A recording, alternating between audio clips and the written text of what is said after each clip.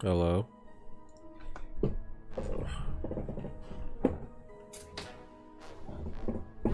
Hello everyone, welcome to the stream. Can you hear me? Just had to turn my fan off there.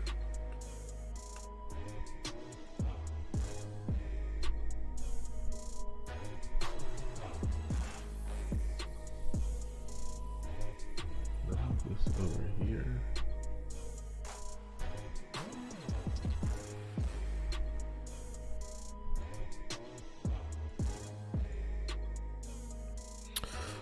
What's up? What's up?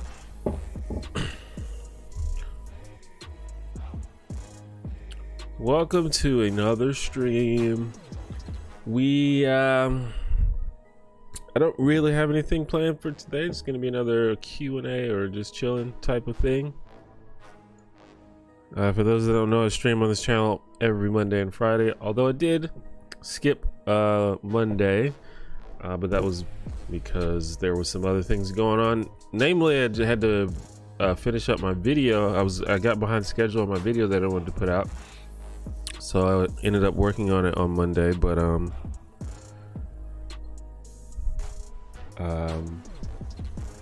it got released, but we didn't have a stream, so.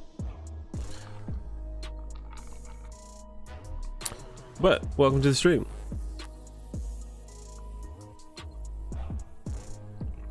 I've got my Diet Coke in my soup container, so I think we're ready to go.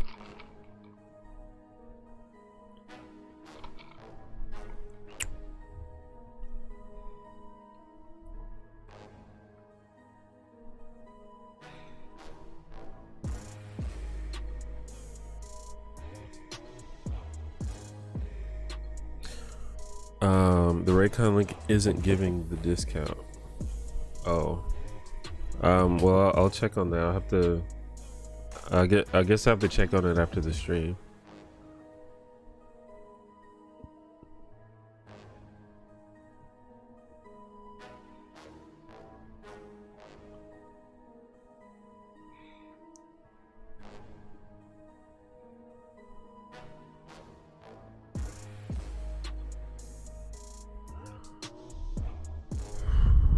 I'm pretty sure that because I did have some issues with the link, but I'm pretty sure I fixed it. So I don't know, these sponsors are weird sometimes. They kind of work on their own sort of, they're like in their own world, and you kind of have to sometimes like reorganize shit to fit what's comfortable for them. So I don't know exactly what happened on this case, but there's been times where a sponsor will be like, hey, I know we gave you this link, but the link is actually this, or this is what we told you to write, and we see that you wrote it, or we see that you said it, but actually we don't want you to say that. Like, I don't know, corporations are weird, but I'll figure it out.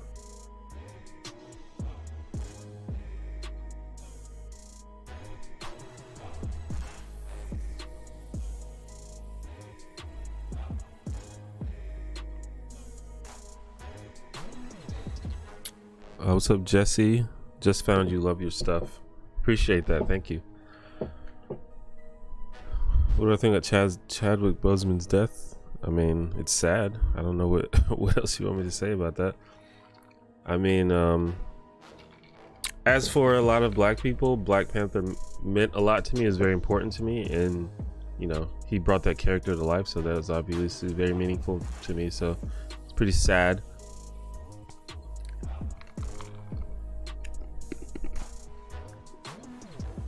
And even before the movie, Black Panther has always been one of my favorite characters, but I think the movie really brought it to a whole new level. Like, I always thought Black Panther was cool, but I think that movie really emphasized the importance of the character. Did it miss? Thank you for the 5. Do you think black men can be disadvantaged not just for being black, but black plus male? Hasn't black masculinity been seen as threatening? Well, I mean, yeah, there's different situations, different contexts. For example, black men are definitely seen as more threatening than other people. There's data, there's evidence for that. Also, in general, men have issues that are exacerbated for black men, such as within the criminal justice system. Like, obviously the criminal justice system is more harsh towards men than women, and that is, you know, exacerbated if you're a black man. I haven't really looked at the data, but I wouldn't be surprised that if some of the other issues that affect men also affect black men to a higher extent, such as like homelessness, things of that nature. So but at the same time, being a man comes with advantages, and I think that applies to black men as well. Black men are, even though black men are seen as more threatening than other people, black men definitely have a lot of advantages compared to black women, and that's for sure.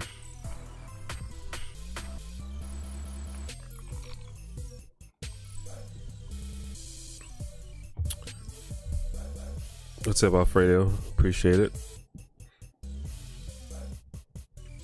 Did I see Contra's upload? I did. I'm like halfway through it.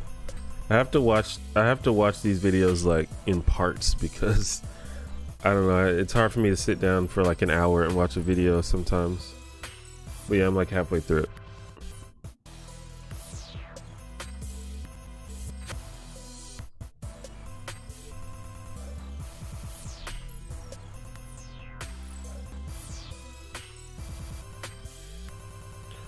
Well, Jason, I'm gonna have to check it after the stream, so that it'll be a couple hours before I get to it. If you want to, you can try to email Raycon and see if they can help with that, but I will definitely take a look at it. Because honestly, like, I'll probably get back to you before they do, so.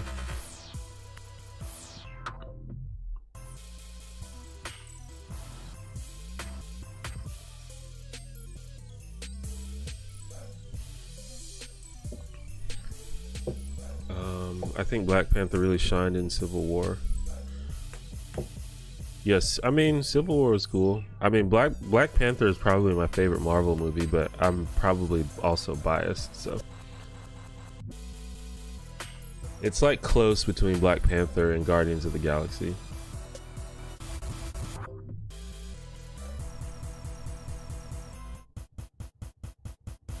But yeah, Civil War was dope. I liked the characterization of Black Panther in Civil War because he was kind of like, I don't know, it was like almost, I mean, it was essentially like a mini origin story for Black Panther. And in the comics, Black Panther is more like how he was in Civil War than how he was in Black Panther. Like in Black Panther, he's like, he's a good guy. He's nice and he's wise and all that. But in the comics, he's like, he just kind of doesn't give a fuck about anybody. Like, he's a good guy, but he's all like, he's all about what works for him, and he doesn't really give a shit about other people.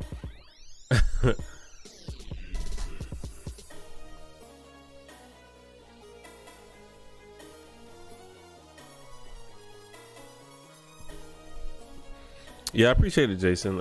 I'll definitely look into it. I don't really. Yeah, I'll look into it. Shouldn't be a big deal.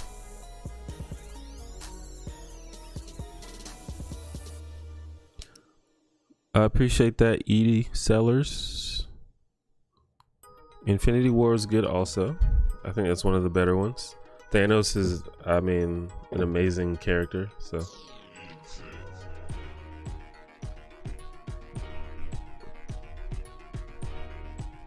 Seen a lot of discourse among black women commentary channels like Amanda BB, It's Keisha, and Kenya constantly talking about how BLM seems to have left black women behind. I mean, I'll have to look at those and see their arguments, because I don't know about that. It doesn't seem to be the case to me, but I mean, I'll see I would like to hear their perspectives. Seems to me that Black Lives Matter has always been very centralized around black women.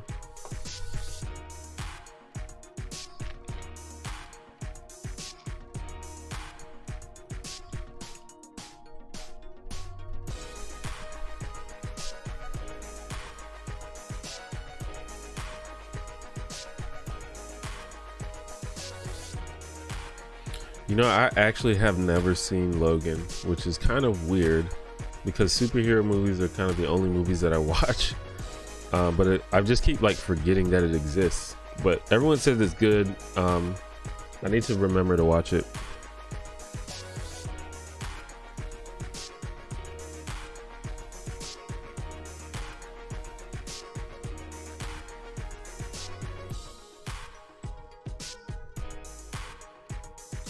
I feel like superhero movies, they either work for you or they don't work for you. Like some people seem to hate most of them and other people seem to like most of them. I'm definitely the latter. I think at least in as far as the MCU movies go, I think that almost all of them are good. And I think that a couple of them are great. But some people just aren't into it, I guess. I don't know. And I could be biased because I grew up reading comics and I'm like a built-in audience for this kind of thing. But I don't know, I think they're fine.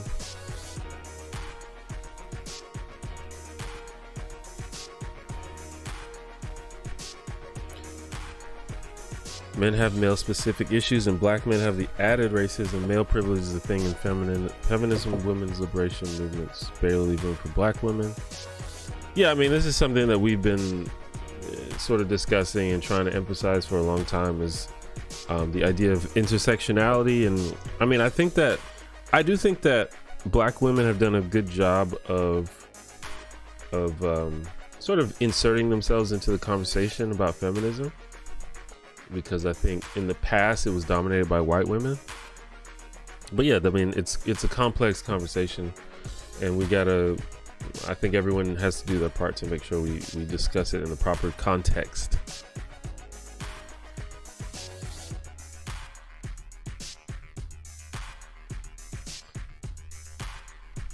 I do not have a college degree. I don't necessarily wish I did. I went to college for a while, but I just never finished. But I really have no use for a college degree. I don't necessarily regret going to college though, because I think it was a good environment to like learn about people. The only regret is that it put me in debt. So given that, I probably wouldn't have done it if I could do it over again.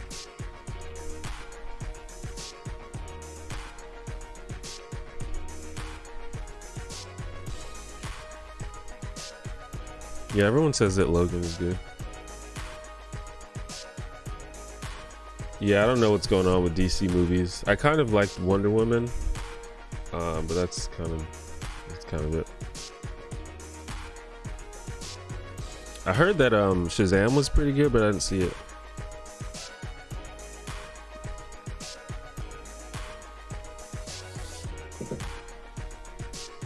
I think it's cool for the people who are really into comic lore. People seem to be drawn to the characters already just from that. I mean, I definitely am. But honestly, the characters that sort of started the whole MCU are not characters that I really cared about growing up, like Iron Man and Captain America and Thor. I really did. I was a big fan of the Hulk back in the day, but those characters I didn't really give a shit about growing up. But now, like, I think they're really cool because of the movies. Like, I was always a big fan of X-Men. I was a big fan of like Daredevil and Black Panther, but my favorite was X-Men.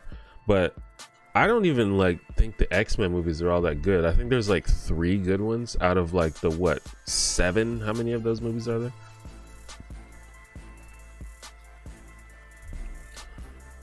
Is concern for focusing on all the groups within Black Lives Matter fracturing the discussion about Black Lives Matter. Is it a case that great being the enemy of the good.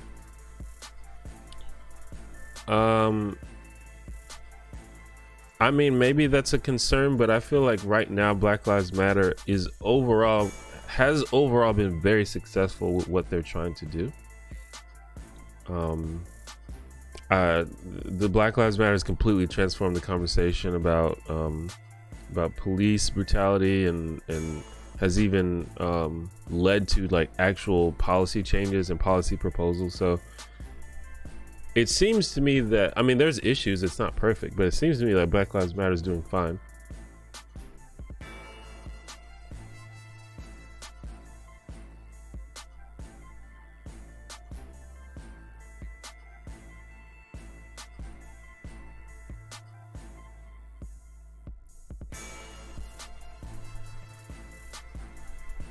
I mean, I think that for me at least, the older I get, the less snobby I get about media. Like, as long as you make something that makes sense and has decent performances and I understand like the motivations of the characters, I'm probably gonna like it, or I'm probably gonna be okay with it. Like, it's just, it takes a lot of energy to be snobby, and I just feel like I don't have the energy anymore.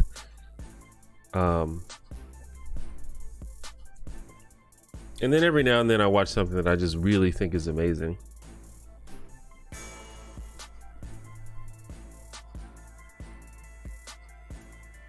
Like, I mean, like Guardians of the Galaxy, for example, that movie is just good to me. Like, I don't know, it's amazing.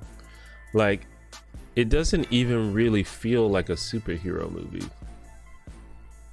Like, the characters that the comic book characters that the characters in the movie are based on are definitely superheroes, but it's not emphasized in the movie at all.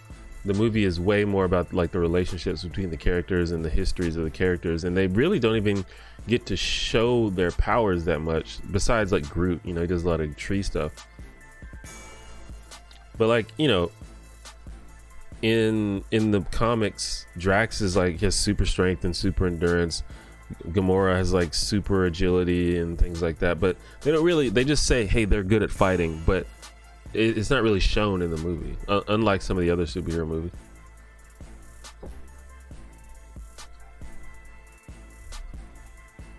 And trust me, sometimes I watch something I think is bad. I'm not immune. I'm not one of those people that just likes everything.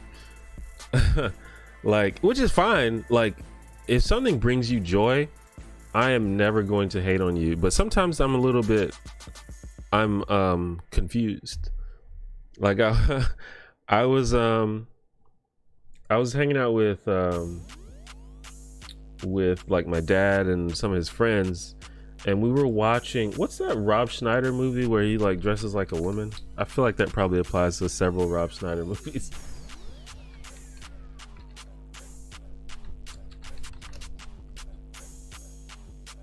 The Hot Chick. I think it was The Hot Chick.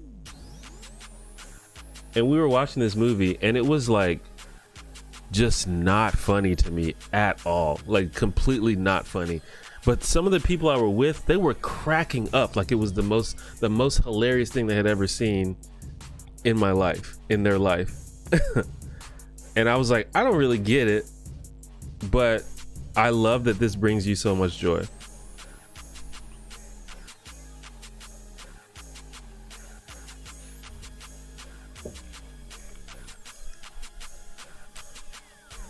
I loved Thor Ragnarok. I think it's one of the best MCU movies. And this actually fits the comics, because in the comics, Thor is very much, or often, not all the time, but often Thor is a comic relief character. Even if you don't, he doesn't seem like he would be, because, you know, he's like this super serious god of thunder. But in the comics, he's used for comic relief a lot. So I back the fact that Thor is being used for comedy, or has been used for comedy more and more as the movies went on. And Thor Ragnarok sort of started that. Like, that movie is I mean, it's not basically, it is a comedy movie. So I liked it. But just overall, I mean, I think it's just the Taika Waititi touch. I just like his style, I guess. It's something his like the way his movies feel is like really cool to me.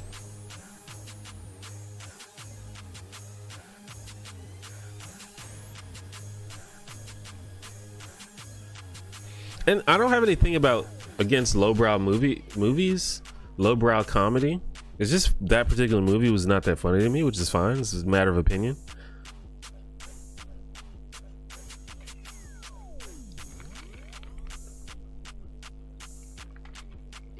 I didn't see Jojo Rabbit. I wanted to though.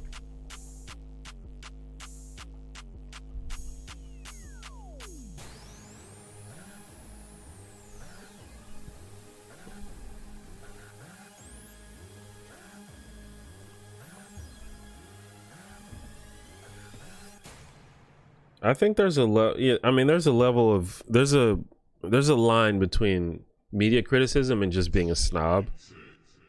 But you know, I feel like that's out of my wheelhouse. I'm not the guy that's gonna be trashing decent media just because it isn't perfect.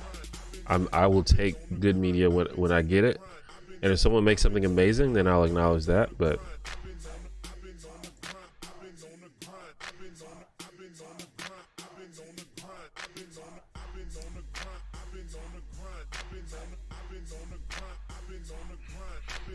I'm like, someone mentioned how DC movies are like gritty or more grittier, or they should be grittier, and I'm not sure how I feel about that. I'm not sure that superhero movies should take themselves so seriously.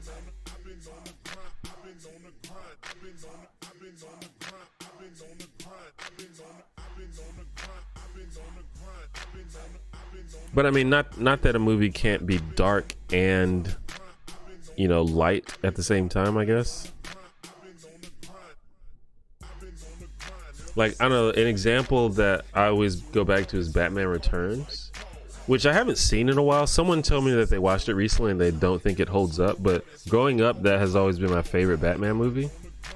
And it's like clearly pretty silly, but it's also pretty dark.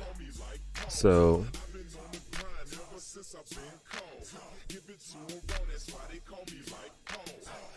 would I ever go on Jesse Lee Peterson's show? Probably not. I don't think that Jesse Lee Peterson is a serious person.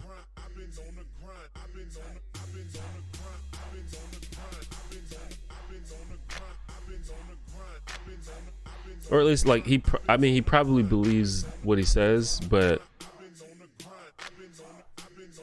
I don't think you can have a conversation with him that can be taken seriously by anybody. Have I seen Spirited Away? Yes, Spirited Away is amazing.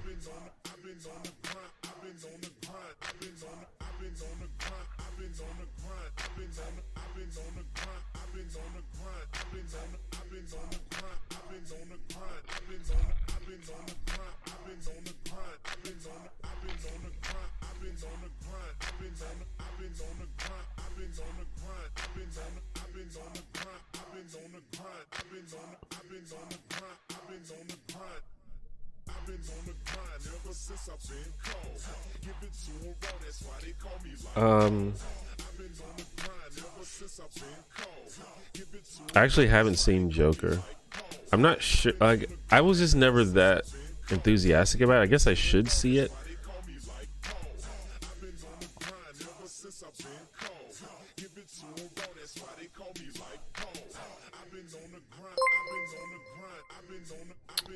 Thank you for the 5, Aline C137.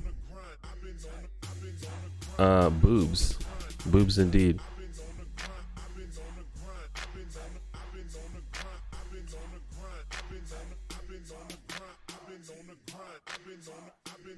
I have seen Things We Do in the Shadows. I love it.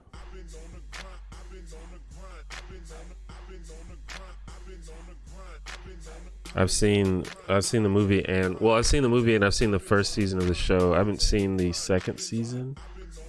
I believe is what came out not too long ago.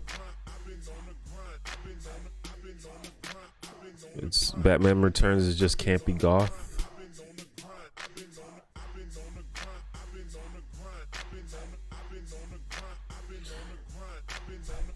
Yeah, the Netflix series were pretty good, but it's like, I think that those benefited from the characters being pretty believable, pretty realistic. Daredevil, I think, towed the line. It's just hard for me. It's like, maybe it's just me, but whenever I watch a superhero movie, it's like, yo, that is a dude wearing a costume, jumping around buildings and stuff. That is inherently silly to me. So characters that don't do that, like Luke Cage, for example, it's easier to, I think, make a really gritty version of that.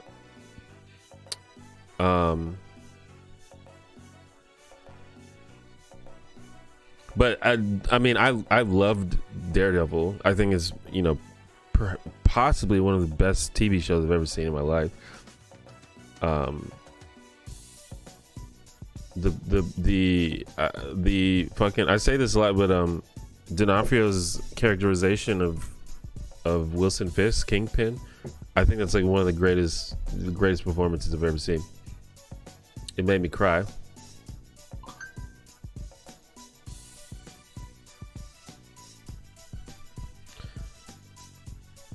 It felt like YTD has a movie in mind, but someone was telling me how to do certain things with Hela, and yeah, there's no question that was the case, but I feel like it worked out.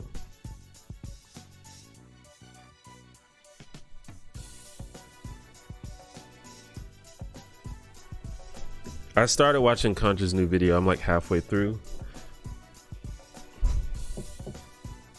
What video games do you play, if you play any? I have not been playing very many video games lately. I've been playing a little bit of Fall Guys because friends wanted to play. I'm basically, what I'm waiting on is for the new expansion of WoW to come out. That's probably what I'll be playing once that happens. I just randomly, well, it's not random, but I just started playing Vampire the Masquerade Bloodlines, which is like an old RPG based on a tabletop RPG. I think when did it come out? Like 2009 or some shit. But it's actually really good. But the reason I said it's not random is because I'm about to start playing in a vampire game, a tabletop game. And I just wanted to like learn everything I could about it, so I've been watching all these vampire shows, and then I downloaded the game. And the game's like super good.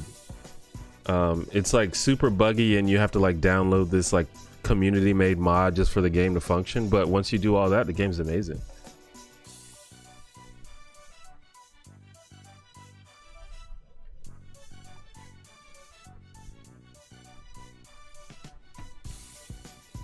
I like watching villain perspectives. I like it when I can understand a character that does despicable stuff. I like that too, and this is maybe just me being like a softie. I dislike when movies try to make me sympathize with the villain, unless it's like really believable. But I do like when they make me understand the villain. But like when they try to make me feel like the villain is right, I don't like that. But like, for example, going back to Wilson Fisk in the Daredevil show, that character was completely understandable. I like completely understood why he was doing the things that he did, and I loved it. But then there's, you know, I'm trying to think of an example.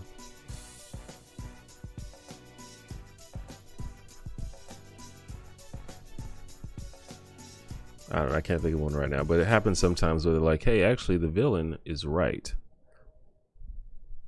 And sometimes the villain is like kind of right, like Killmonger, like he's kind of right, but also he was like choking out old ladies and stuff, so you can't fully sympathize with him.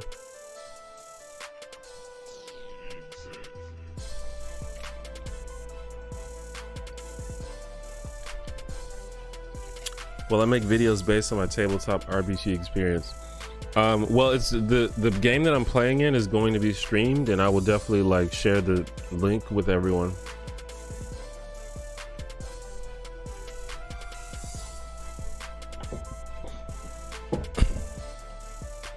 This is gonna be interesting because I'm pretty much only used to D&D, but this is a different game, Vampire the Masquerade, and it looks really cool. And it's like a modern day game. It takes place in modern day.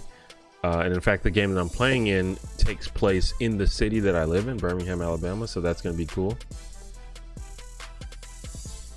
That's kind of like the main idea that the community, the vampire community, goes with when they play the games. They kind of make the games based in American cities. I'm sure that there's outside of American ones as well.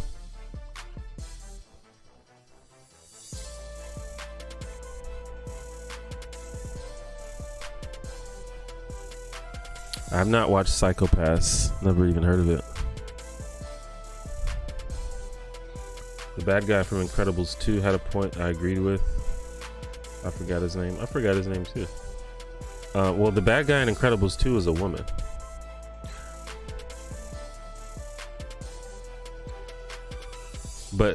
But like the bad guy was like, I forgot. I can't remember.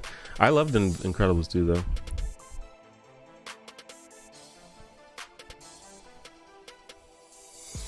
A well-written villain should have been pushed over the edge in a believable way. They are wrong, but only because they've gone too far. Yeah, another good example is Thanos. Thanos, I think, is a great villain.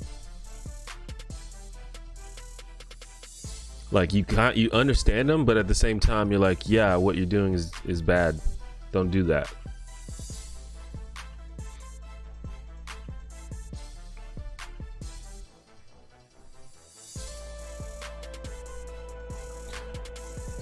What do I think about Jared Kushner? I don't really think about Jared Kushner that often. It's my favorite anime. I don't watch anime enough to have a favorite anime.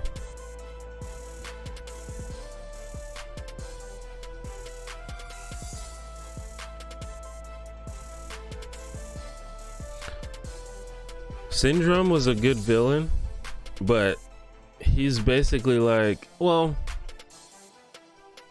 you can kind of understand him, but it's like Mr. Incredible was mean to me and now I'm gonna be a villain. That's kind of like his backstory.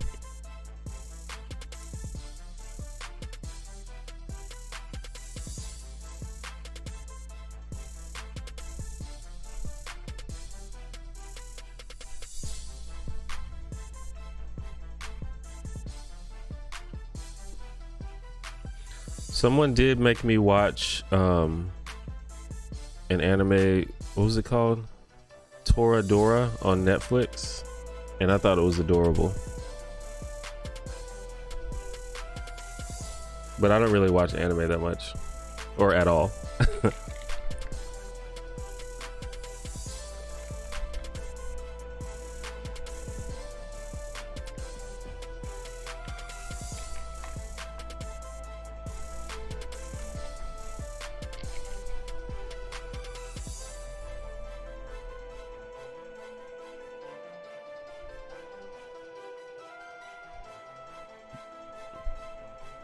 I think that I was afraid that Joker might try to do that, like make you feel like he's right, and that would make me really uncomfortable. I don't like stuff like that.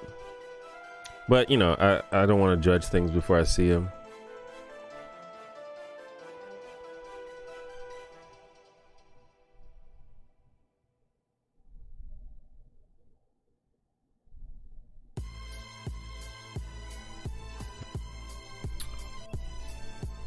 I saw the sort of plot hole with Thanos is that he's only delaying the inevitable, killing 50% of people only delays overpopulation. I mean, that's possible, but it's also possible that Thanos is short-sighted, and in fact, that's likely.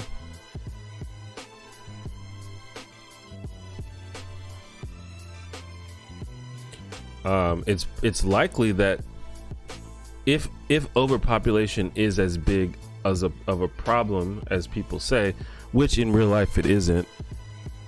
Overpopulation is a myth, by the way. then it's probably inevitable no matter what you do.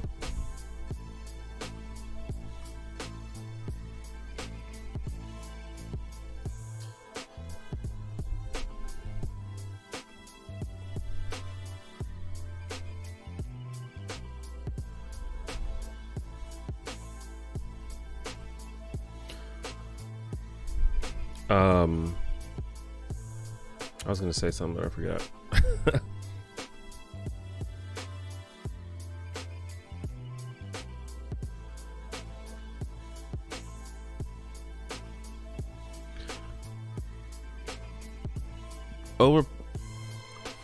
I mean, it's not the like, there's no threat of the world being overpopulated. The threat is overconsumption and unequal consumption.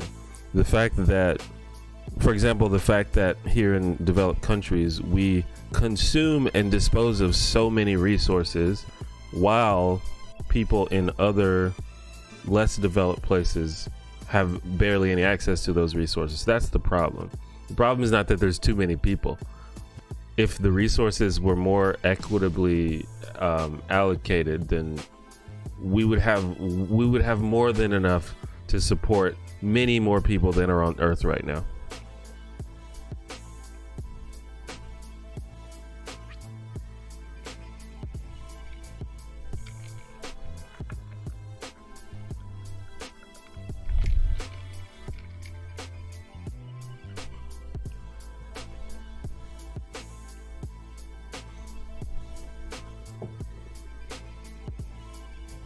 Would I mean, I would collab with ContraPoints, but it's hard to collab with people these days.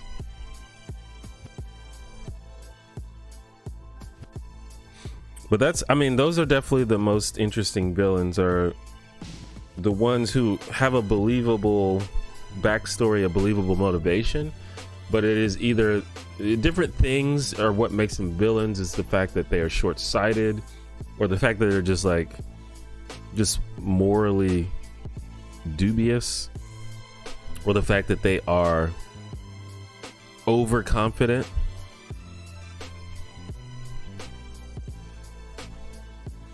I will say that's one thing about the MCU movies that is kind of weak, is most of the villains aren't that great. They have a couple of really good ones like Thanos and Killmonger and I guess Loki, but there's a laundry list of forgettable villains in the MCU universe.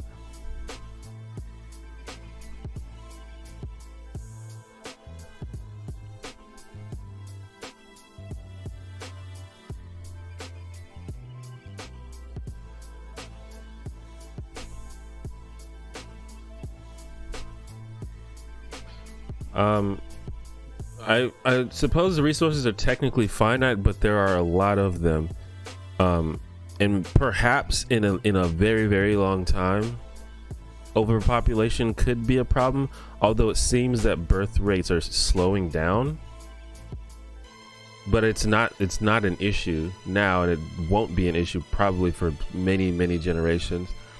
I mean, if the resources were shared more equitably, I mean, given that the resources continue to be shared completely unequally, then yeah, maybe overpopulation could be a problem.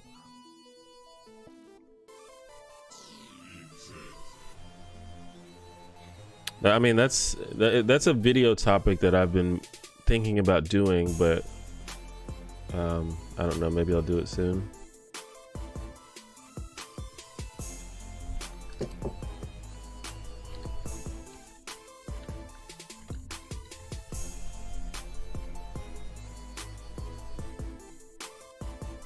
And there's also like data behind this and stuff. Like people have sort of, I mean, you can't really predict with full certainty, but people have analyzed, you know, how many people can the Earth sustain, you know, given the amount of resources that we will likely have.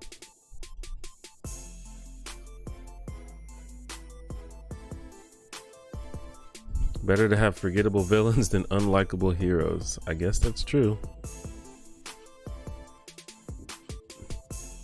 DC has unlikable heroes and forgettable villains.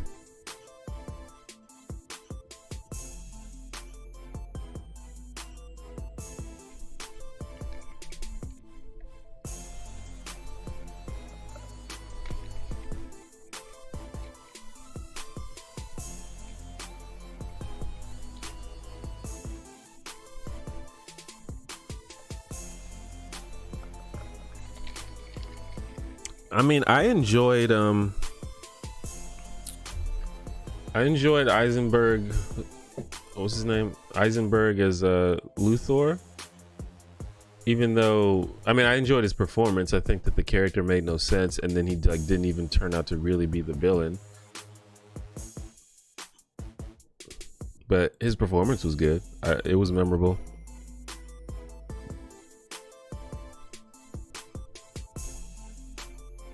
Darth Vader has a believable backstory. I guess. I don't know about that. It's hard to separate the fact, okay, was his backstory unbelievable or were the sequels just bad? And both could be true, but it's possible that the fact that the prequels were bad could cloud my judgment about whether the story was believable. But I feel like part of the reasons I didn't like them is because the story wasn't that believable.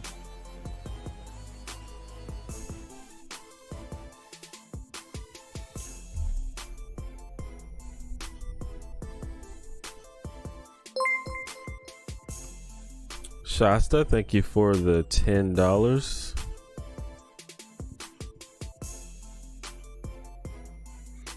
They definitely did not need Doomsday in that movie. That was kind of ridiculous.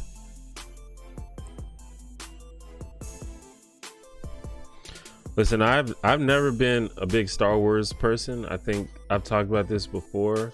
I think that Star Wars is perhaps one of the most overrated things of all time.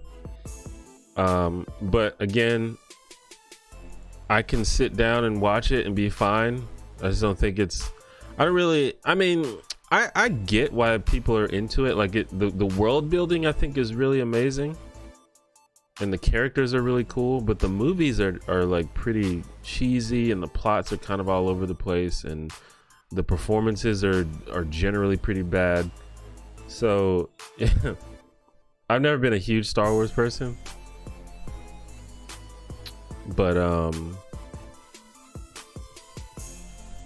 the prequels I think are particularly bad.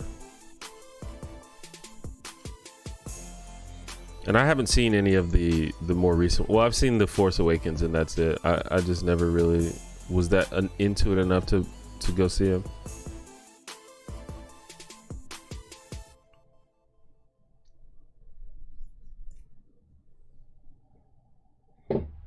It does have some pretty good games. It just seemed that in the prequels that Anakin switched over to the dark side like super quickly without much persuading him to do so. It seems like he just was like, well, I'm evil now. It didn't seem very gradual.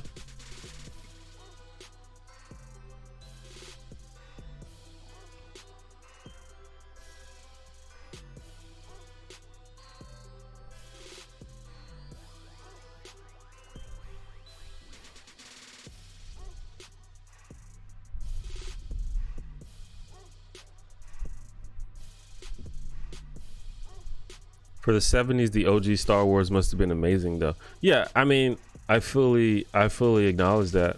It's sort of like with me, like I always say my Star Wars is The Matrix. And I fully understand that a lot of people, I think most people think the first Matrix movie is fine, but it seems like most people don't like the sequels, and I love the sequels. So I fully understand the concept of being a fan of this thing that maybe isn't that great overall.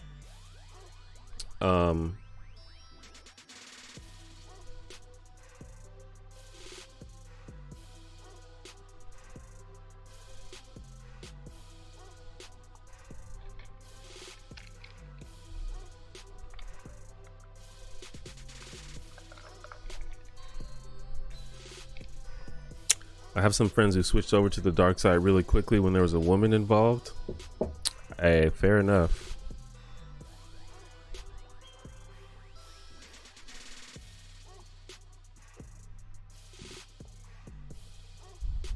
I like all the X-Men, and most people hate them.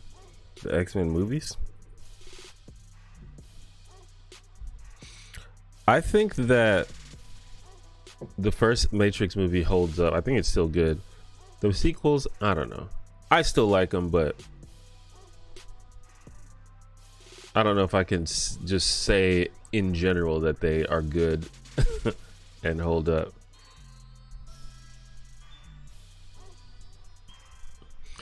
I think that the Matrix sequels are like a video game more than a movie.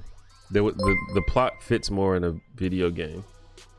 Aaron Noble, thank you for becoming a homie. We got, I think we are at,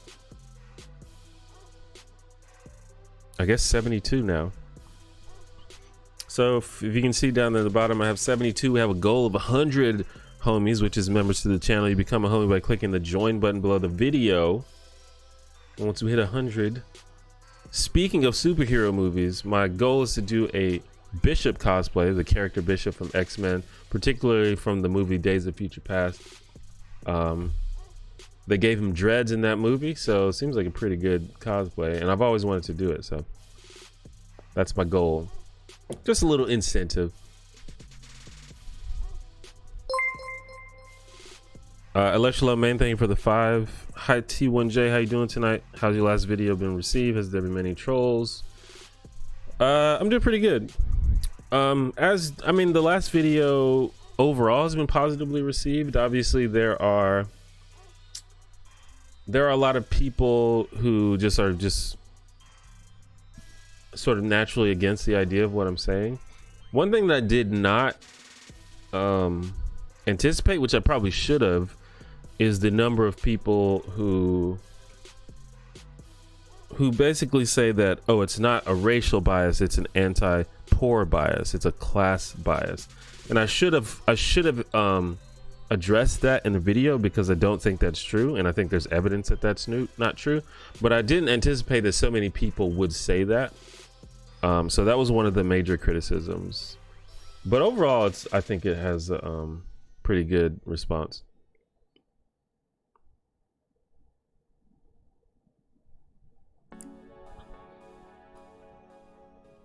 Yeah, there is both racial and class bias. I agree with that. I disagree with the fact that poverty explains all of the bias, which is the argument that some people make.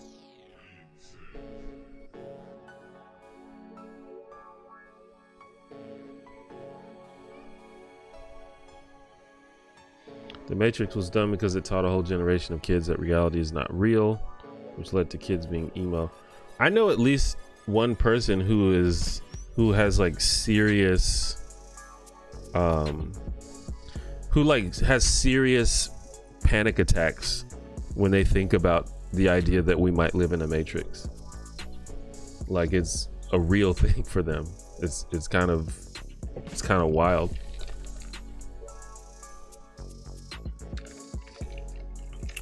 No, the most recent video is my video, the evidence of anti-black police bias. That video came out a few days ago. If y'all haven't watched that, you can go watch it. It is basically simply just me listing facts about police bias.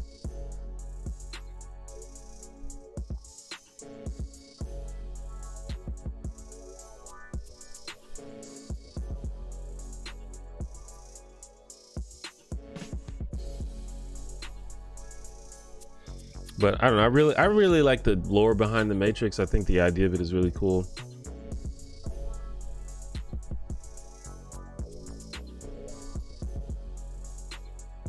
Like, I feel like the Matrix would make like a good D&D campaign or something.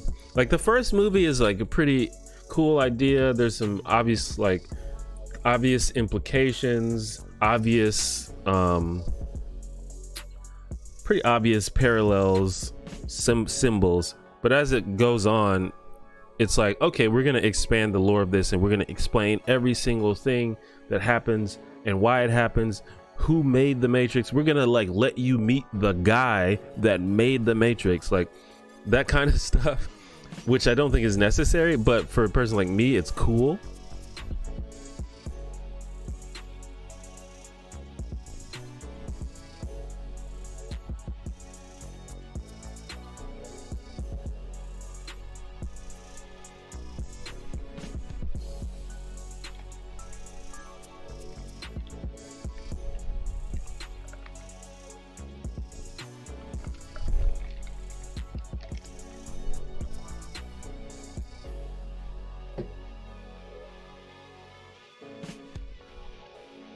After Truman Show came out, people had actual psychological issues thinking they were on camera, spied on. Yeah, I could see that. What would you do if you got in a fight with a Trump supporter? Fighting is dumb. I have no interest in fighting people. Yeah, I love Truman Show. It's a great movie.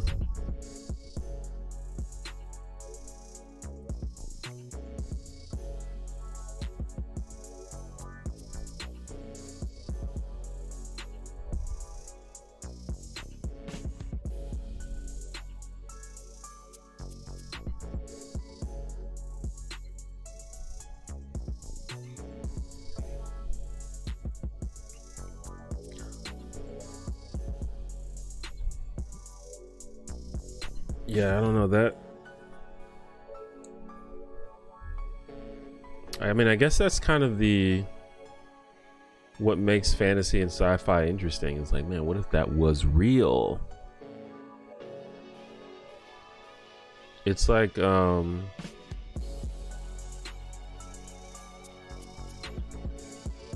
it's like, you know, it's like people watching Harry Potter, and it's like we know it's not real, but what if it's not real? Or what if it is real? Like, there are people who, you know, they know it's not real, but every time they check the mail, they look for that one that tells them that they're a wizard. Because what if?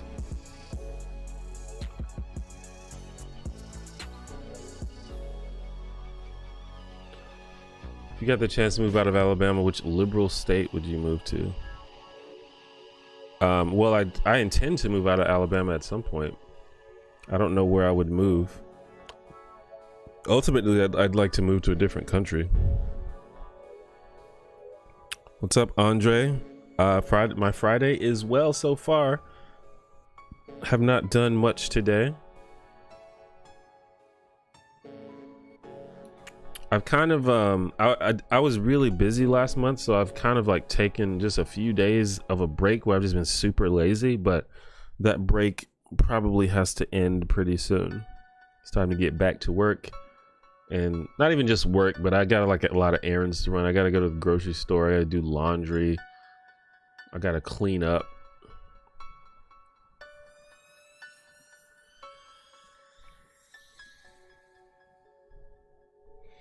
If you had a choice to knowingly live in a simulation, but the simulation was a perfect life, or live in real life. Yeah, I guess it depends on what is meant by a perfect life.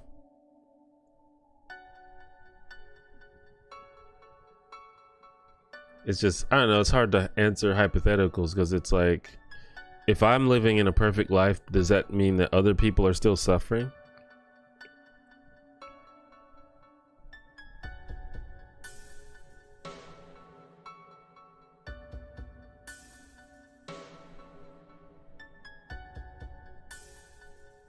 Because if that's the case, then I probably wouldn't do it. But if we can create a simulation that where everyone is happy, like literally all human beings are happy and safe and taken care of, yeah, let's do that. Why not?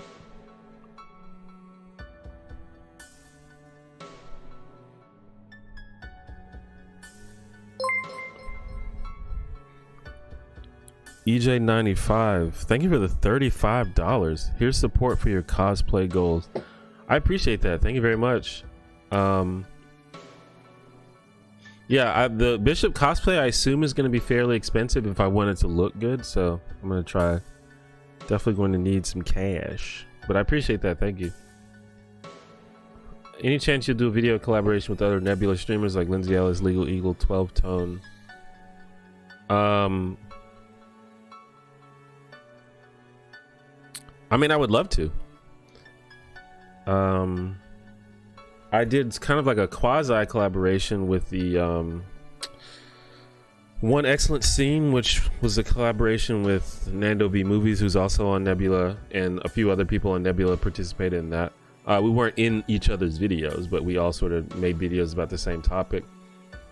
But it's just kind of hard to collaborate with people. I've talked about this a lot, but basically the more deeper we all get into YouTube as a career, just the more busy we all are. It's not like the early days of YouTube where we just kind of vlogged and sat in front of a camera and then just uploaded it. Like, there's a lot of shit to do now. It's like a real business. So everyone's just busy all the time. And it's hard to really collaborate with people. But I mean, I'd love to. I mean, like Lindsay Ellis just put out a video where she has a lot of people doing voices for her in her videos. That's a common way that essayists collaborate, because it's pretty easy to facilitate. But you know, if something gets organized, I'm definitely down.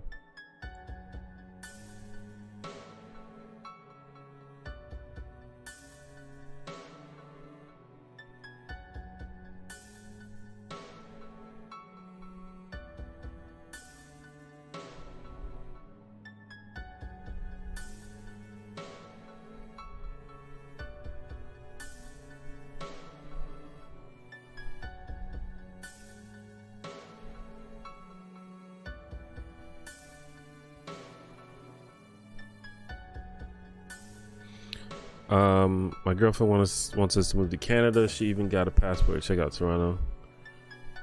Yeah, I mean, I'm extremely serious. I mean, this country is pretty trash. I don't really like being here. Obviously, it's not the worst place there is on Earth, but it's nowhere near the best. But I'll have to do more research about where to go. I mean, Canada is an option. I've always thought about the Scandinavian countries. Would love to move to New Zealand. Also, there's the idea of can you even do it? Because some countries just legit won't let people move there without like a very, very good reason.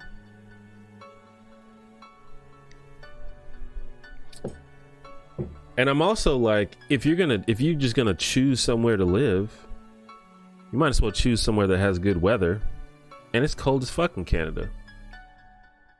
But ultimately, I don't think the weather is going to be the deciding factor.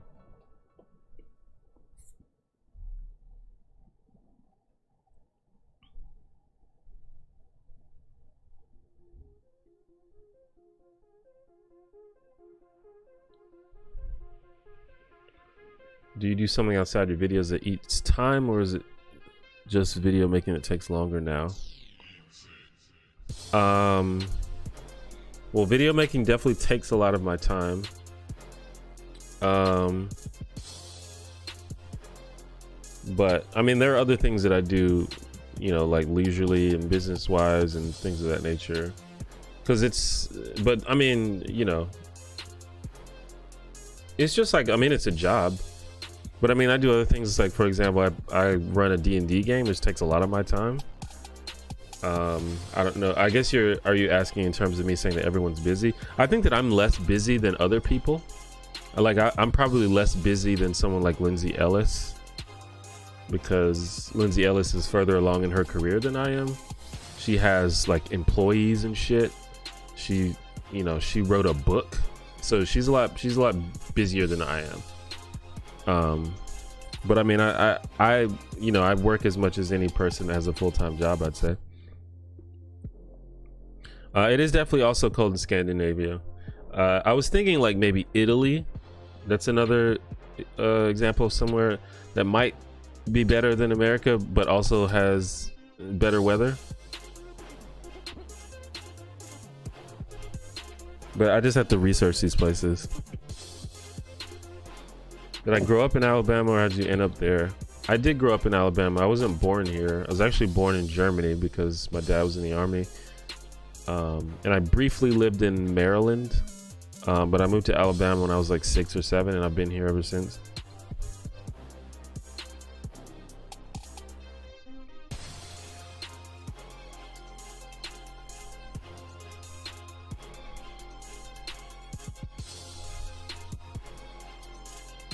Is YouTube demanding more stuff from creators?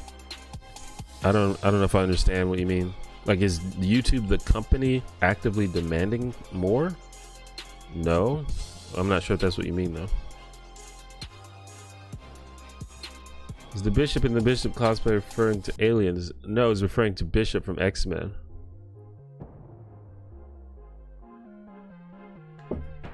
Spain, Japan, possibly. I feel like Japan, I don't know, it would take me so long to like become accustomed to the culture there, I think, because it's so different, but I guess I would eventually. I was born in Germany, but I left there when I was like 2 years old. I don't remember anything about it. I don't know the language.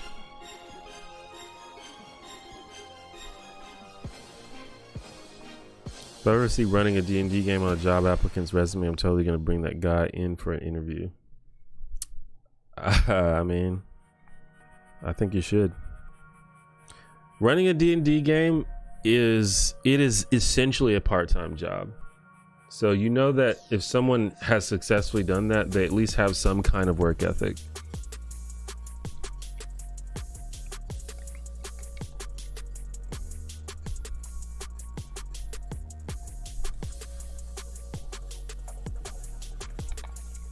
In the global north? You mean in northern hemisphere? I mean, there's other places. Like, I heard that Uruguay is pretty cool.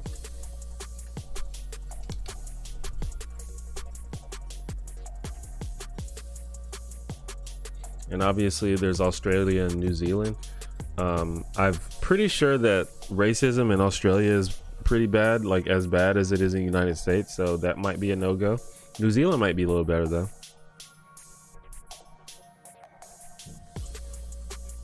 But even so, you know, they might be racist, but they probably won't like shoot you and kill you in the streets. So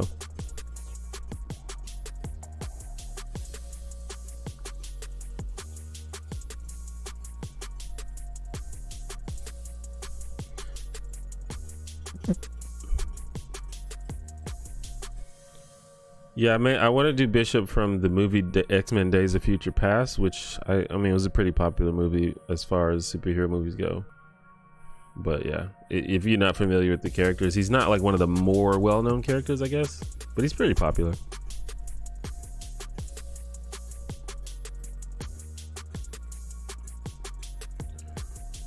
Streamers don't stream for 8 hours most of the time, so I wonder what they're doing for their job when they're off stream.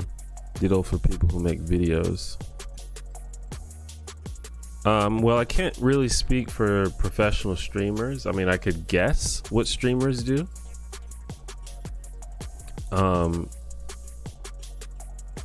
Streamers generally stream for quite a long time though. Like professional streamers, they usually stream for 5 to 6 hours a day, if not more. Sometimes 8 hours. I think lots of streamers stream for 8 hours a day. But I think it's a little bit different for YouTubers because, you know, we put out a video, but there's almost everything we do is behind the scenes. But I mean, the beauty of this kind of job is you have flexibility. So if you don't want to work a specific day, you can just not do it. You don't have to. But like, if I mean, like, for example, I was really busy last month. I made 2 videos last month. Each video requires research. Like, for example, the video about the police bias that required quite a bit of research. Although I had done this research before, so it wasn't that bad. But I had to like go find these sources once again, read articles and stuff. That alone, you know, that can take like a whole day basically. I didn't do it all in one day, but you know, combined, you know, that could take itself, you know, I don't know, 10 hours or something, I don't know. And then for me, all of my videos are scripted, and writing the scripts to me takes a long time. Again, that's like another day of work. Again, I don't do it all in the same day, but it takes several hours of me for me to write scripts. Coming up with ideas can take time, and then there's editing, which is something like 6 to 20 hours per video, just depending on what it is. And then, you know, part of my job also is just keeping track of social media and stuff. I mean, I'm watching social media, watching news. I have to keep track of my finances and stuff. I'm constantly like tracking my spending, and I have to track my business expenses. I especially lately, now that I'm becoming more popular, I have to answer a shit ton of emails. I don't have to, but I want to. I try to answer like 99% of the emails that I get. Eventually I'm going to probably have to hire an assistant to do that, because it's getting a lot now, but I try to do it. And so that alone, like, I wake up and do that every day, and that alone is several hours of my time.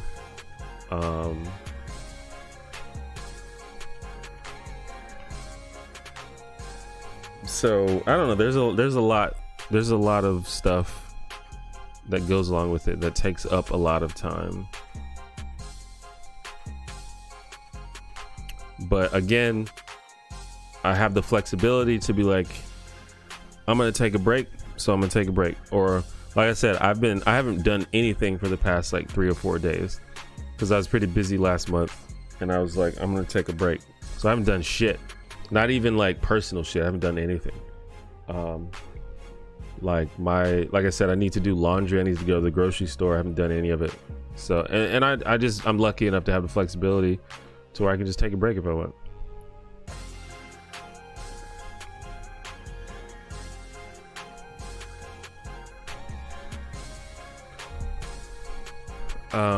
Did I go to college? I did go to college. I didn't finish though. I was an English major. I changed my major a couple of times, but I ended up as an English major. I was originally an art major, and then I switched to philosophy major, and then I switched to English major.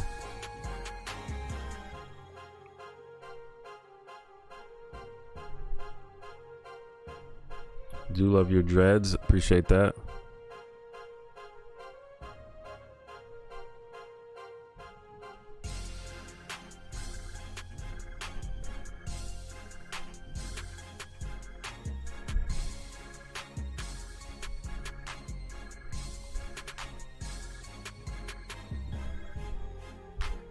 Yeah, I was born in Germany, and I am serious about moving.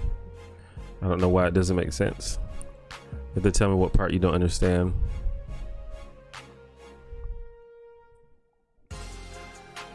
How long did I need to grow my hair? I've been growing my hair for, I think, 11 years now. How do you write a good script?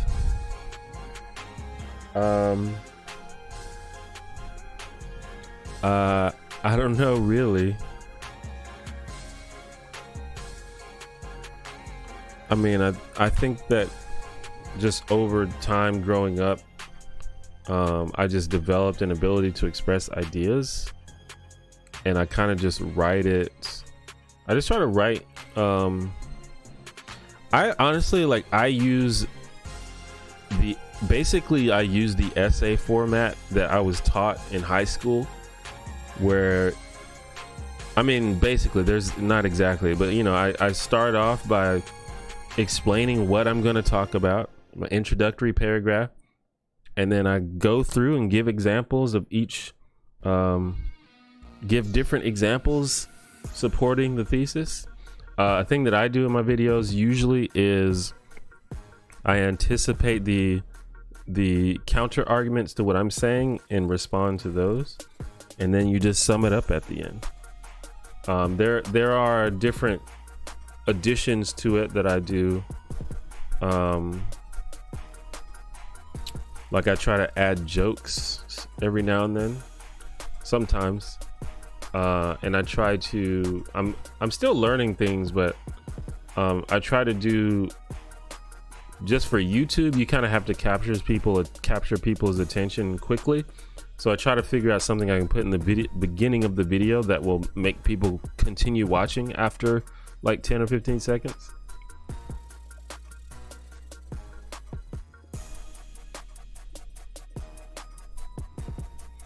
And then from there, I just kind of say what I have to say. I mean,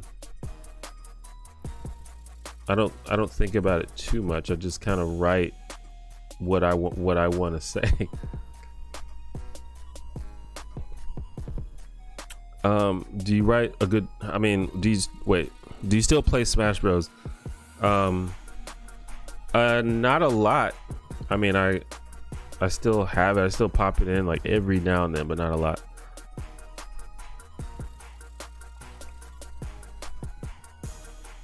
Did I watch Destiny's latest arc? It seems like now he's talking about that kid in self-defense. Is that what you're talking about? The what's his name? Kyle Rittenhouse. He's been arguing that he acted in self-defense.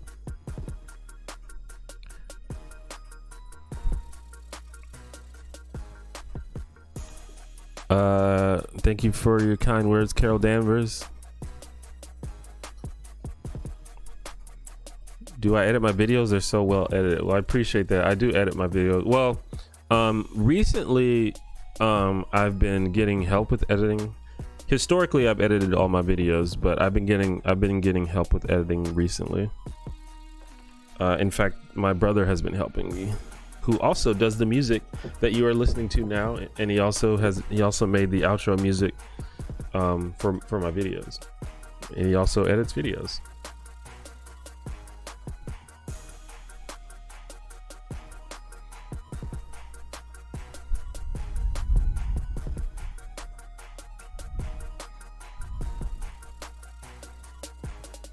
How long have you been identifying as an atheist? Maybe like 20 years now, maybe not 20 years, like 15 years.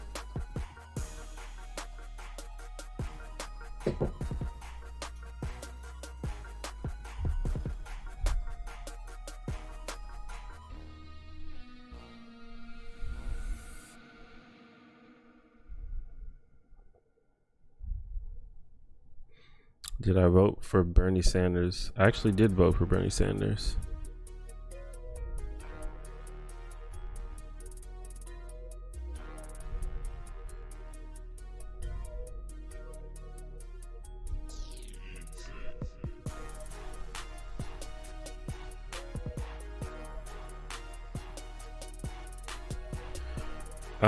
I don't know, I don't know the full story about Kyle Rittenhouse. All I know is the videos, and it's really hard to say with the videos. This is one of those situations where I don't know. I feel like everyone is making arguments from emotion on both sides, and whenever that happens, I generally was like, I don't want to get involved in this.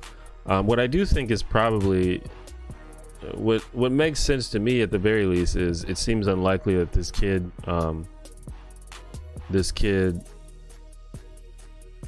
strapped up just to protect businesses. Like, it seems pretty clear that this kid was like super pro police and super pro Trump, and he knew that he was going into a volatile area and he wanted to get into some trouble. That seems pretty obvious to me. Beyond that, I don't know. There may be some news stories that I missed and things that I missed, but from the video, I don't know. Like, it doesn't there's like no part in the video where you see him just like chasing down people like an active shooter. So the fact that people are talking about him like that is kind of dubious to me. But it does seem like he went down there to get rowdy, to get buck.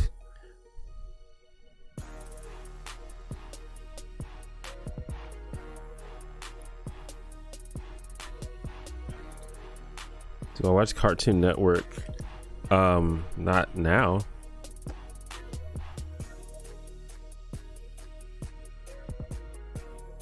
I did a long time ago. I don't really watch TV that much at all. The only thing I watch is YouTube.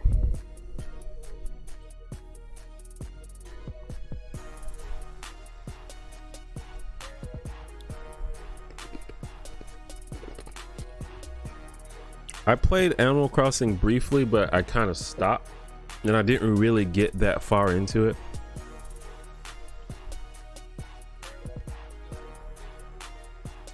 What made you want to start a YouTube channel?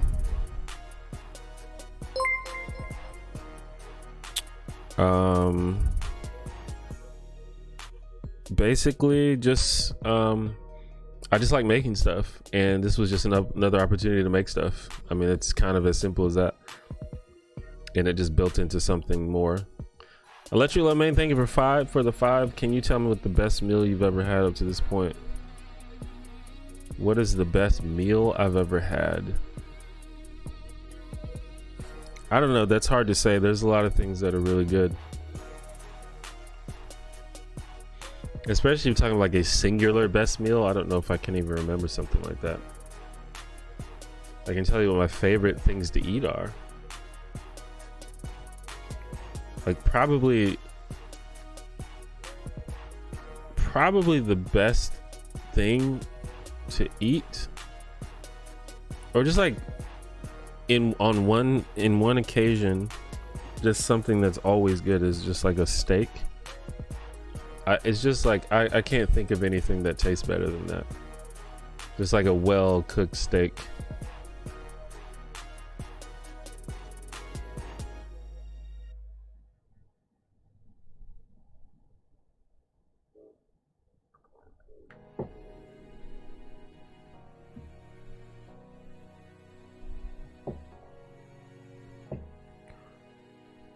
Did I ever find out where the S thing started? No.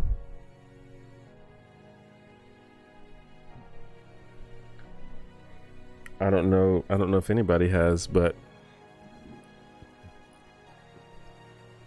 there are some theories. I've never seen Mr. Robot.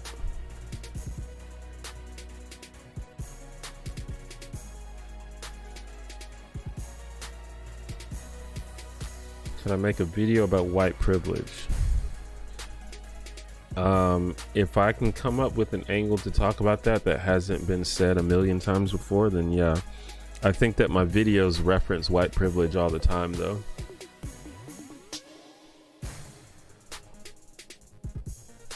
I really like Star Trek TNG, but I haven't seen any of the others. I don't really watch much TV. I think this is, I say this all the time, but I think people don't believe me. Like, I haven't seen a lot of things.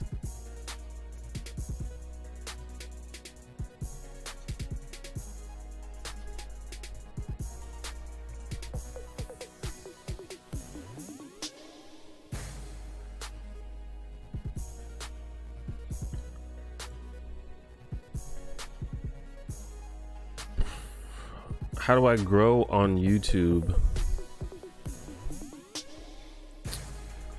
The advice that I would give for that depends on whether you are new to YouTube or whether you've been doing it for a while.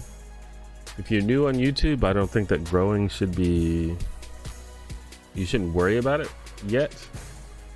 You should worry more about like learning how to make good videos and being consistent with that.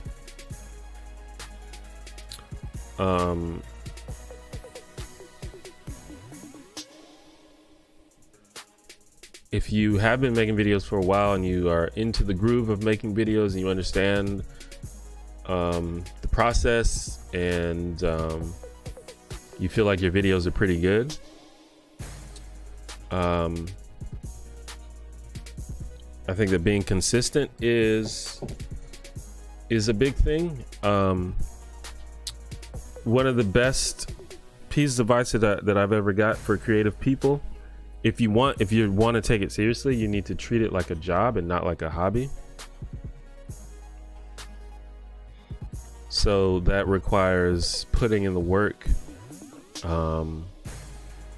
treating it like a business, going beyond just the artistic part of it and thinking about the marketing aspect of it.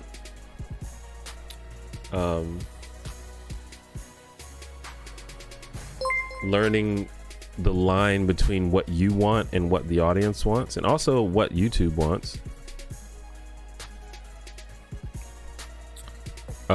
Zane Rossler, thank you for the 5. Found you a month ago. My mom is okay with current police practice and is worried about Biden taking guns. Is there a way to talk to her?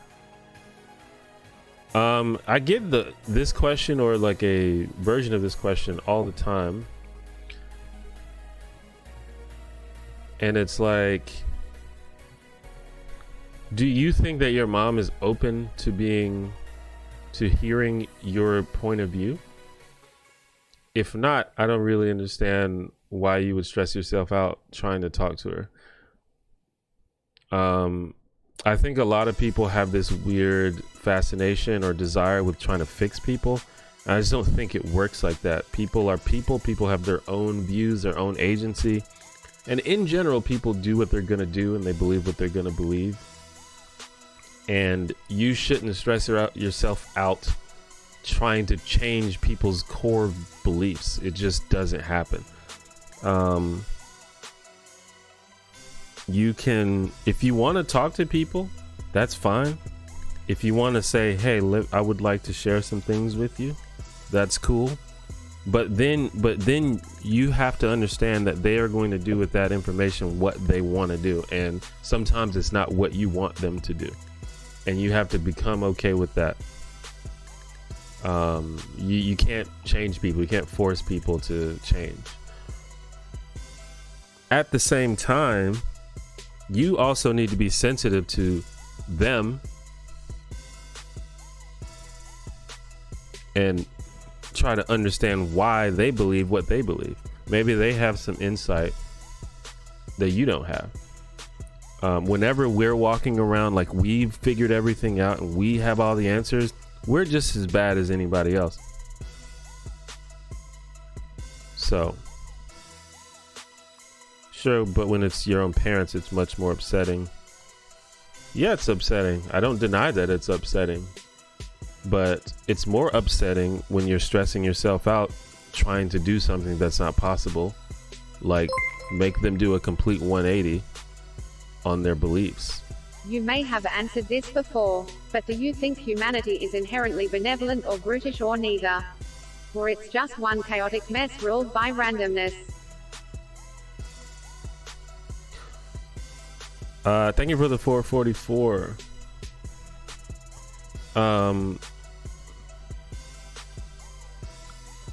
I think that humans are complex, and I think it is a mistake to try to put humans into a certain box of, oh, humans are inherently selfish or humans are inherently good. Humans are complex. I think that humans probably in general value certain things. Like we value honesty. I think humans generally value not suffering, value happiness. But as for the more in-depth, we're complex. Sometimes we're selfish, sometimes we're ignorant, sometimes we're mean, sometimes we're incredibly kind. It just depends. I think we all have the capability of doing any of those things.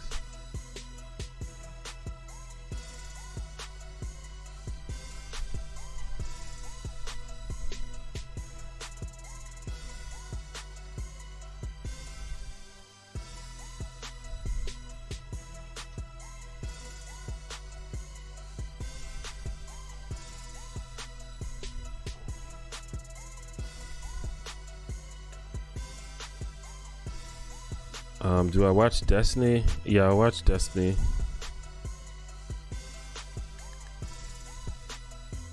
I also watch ContraPoints.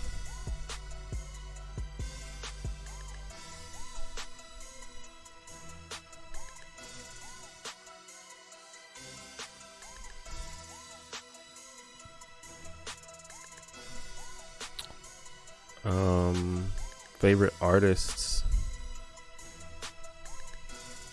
I mean, I liked a lot of stuff. In school, they showed us a lot of like the classic masters or whatever, and I got really into like Bosch, and I really like Norman Rockwell stuff. But as I got more into art, basically my favorite artists were all like comic book artists. So like Joe Madureira is like one of my favorite artists of all time.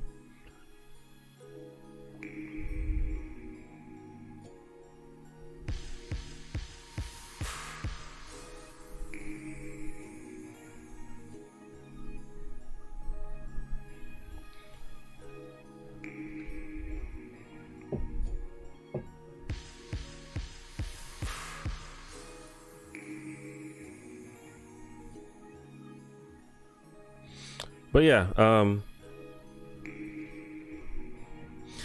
going back to like the YouTube thing, there's something I feel like a lot of people do, especially people that want to talk about politics. When people get on YouTube, they kind of feel like the way that YouTube works is you just make videos and you sit there and you pray and hope that you get viewers. And this doesn't really work like that. You have to like you have to make some moves, and that's, people are asking like what YouTubers do outside of making videos. That's one of the things, is figuring out how to market yourself, how to utilize YouTube, how to deal with the YouTube algorithm. That's something you just have to learn if you want to make videos. Like, unless you get like really, really lucky. Some people get lucky, or some people are just so talented that they're successful in spite of not following the rules, but that applies to anything.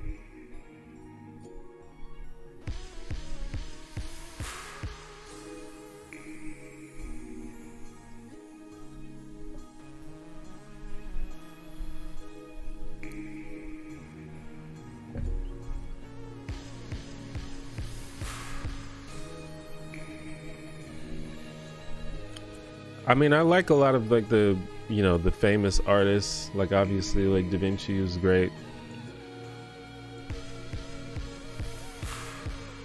but I didn't really study art enough to really like have a intelligent opinion about art. I just read a lot of comic books basically.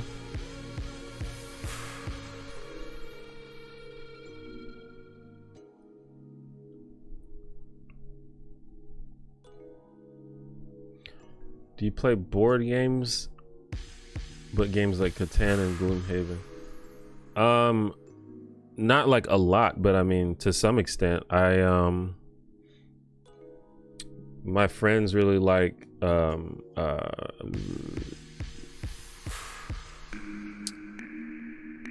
Betrayal. That game is really fun. Betrayal, at the whatever the full name of it is. I just bought Tabletop Simulator on Steam, and I've been playing a few of those games with friends. We've been playing Arkham Horror, which is really cool, and there's some other ones. So yeah, am I afraid of being canceled? Not really. I don't know that it's a thing. I mean, I feel like the only way that people truly get canceled is if they commit like some kind of heinous crime, and I don't think that that's going to happen with me. In terms of being canceled because I said something off color, it just doesn't happen. It's not a thing. And I've dealt with people like dogpiling me, or people being mad that I said something, and I'm still here. So I also think that I'm less likely to be canceled because I'm very for one, I'm very careful about the way that I say things these days. But also, I'm not the prime target of people that want to cancel people.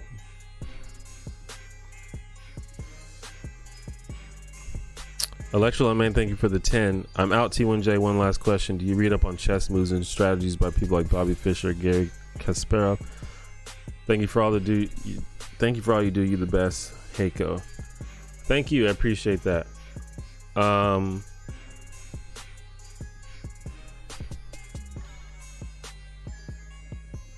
I do study chess, if that's what you're asking, because I like chess and I'd like to get better at it. So I sometimes watch analysis of people like Bobby Fischer and things like that. But there's a lot of like really good players who are like current and active, and you know, they're better at explaining things in a more accessible way, like Hikaru, for example, or Daniel Naroditsky, current GMs. So I like watching them more.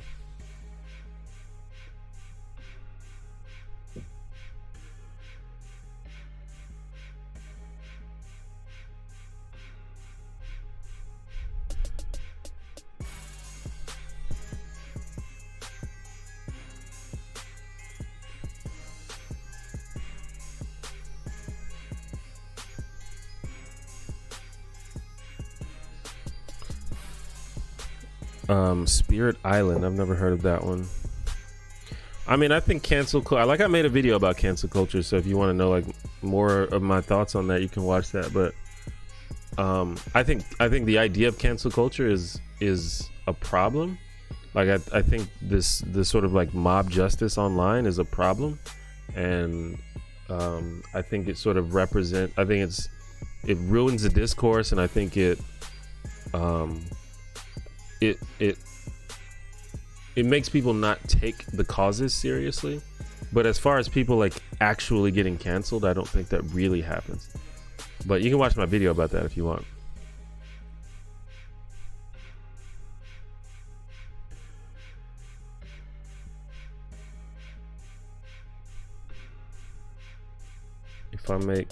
If I move out of the United States, I'm still gonna make videos and talk about American politics.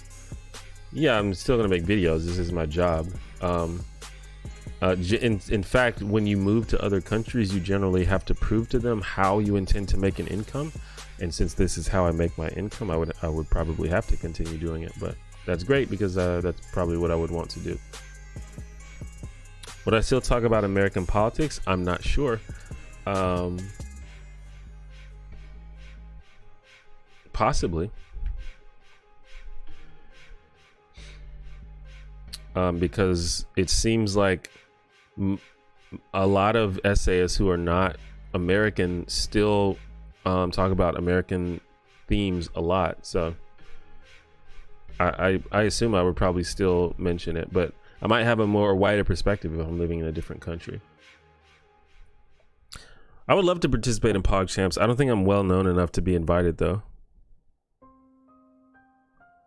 I don't, but yeah.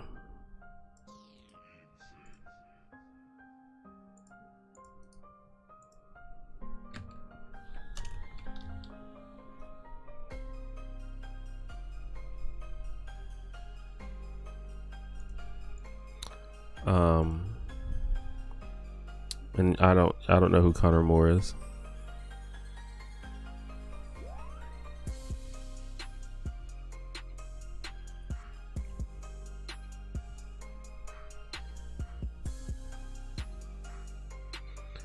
Yeah, you can get work visas, but I'm not. I think work visas are if you need to move to that country in order to work, which wouldn't be the case for me. I mean, I would basically have to apply for permanent residence or citizenship. But generally, to do that, you have to like prove that you're not gonna like be a strain on their economy and shit like that, and that you can sustain yourself.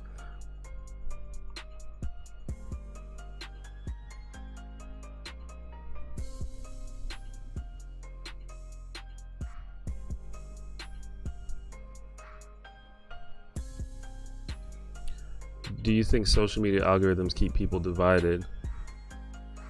Yeah, definitely. Algorithms, they reward content that is divisive and outrageous. income based on donations won't count for a visa though. I'm not sure if that's true, but my income is based on more than just donations. So Zane, thank you for the $1.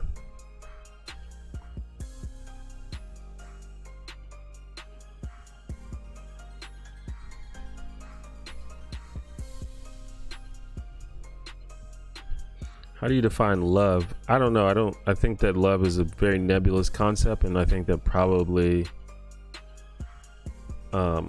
different people define it differently, and I think that probably different people get to define it differently.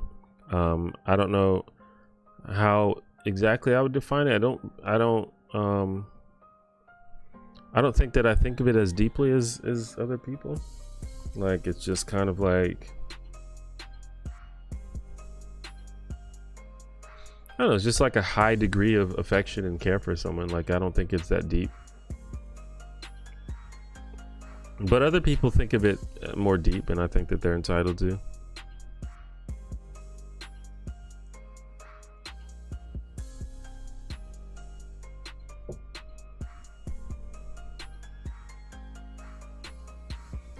Why do you think the majority of people today are depressed? Are the majority of people depressed? I don't know if that's true. Why am I moving? Because America is not great. Don't get me wrong, I won't be in a position to move for probably a long time, for many years, but that's the ultimate goal. What's the name of this sick beat? Well, the title of it is For Them People. It's made by my brother, but I don't know if you can find it anywhere. I mean, I can put you in contact with my brother if you want to know more, but you can like email me or something and I can put you in contact with him. He doesn't really have like a lot of open social media at the moment. What's up, Florence? Thanks for checking in.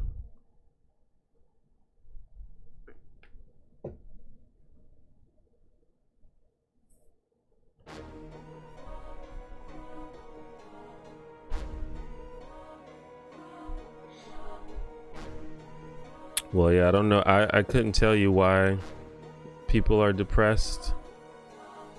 I think that the world appears to be pretty distressing, so that could have a lot to do with it. I think there's a lot of pressure being put on people. But yeah, I don't know. I'm not qualified to answer that question, really.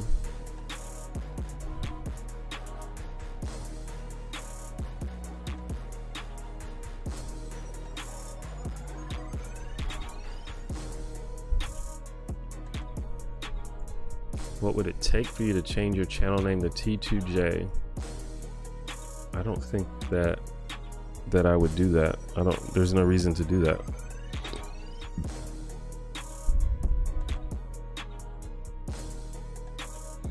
Have I heard of relationship anarchy? I feel like I've heard that term. I'm not sure, but I can guess what it means.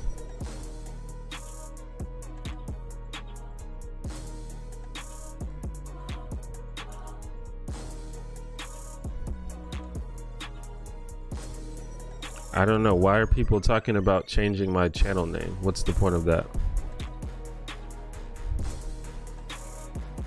Am I a janitor? No, I am a YouTuber.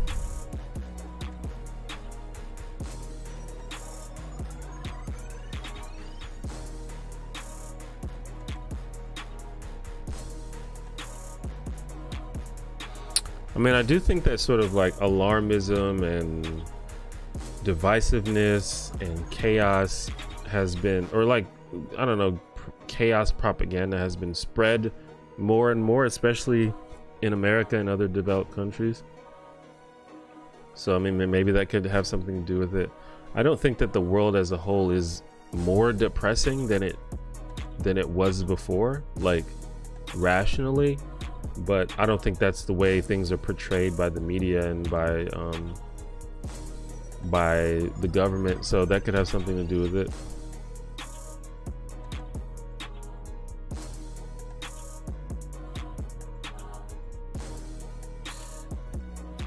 Appreciate that, David.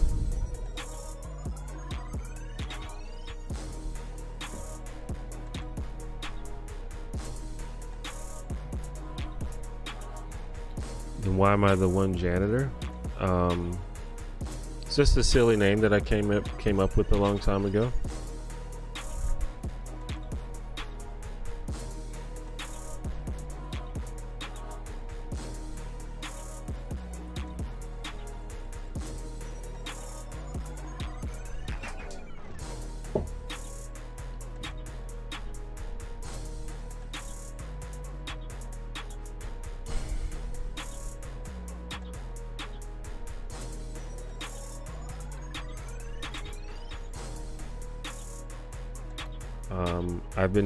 I've been actually trying not trying, but I'm trying to move away from the one janitor branding, but Twitter won't let me change my name. Someone owns T1J. Instagram won't let me change my name.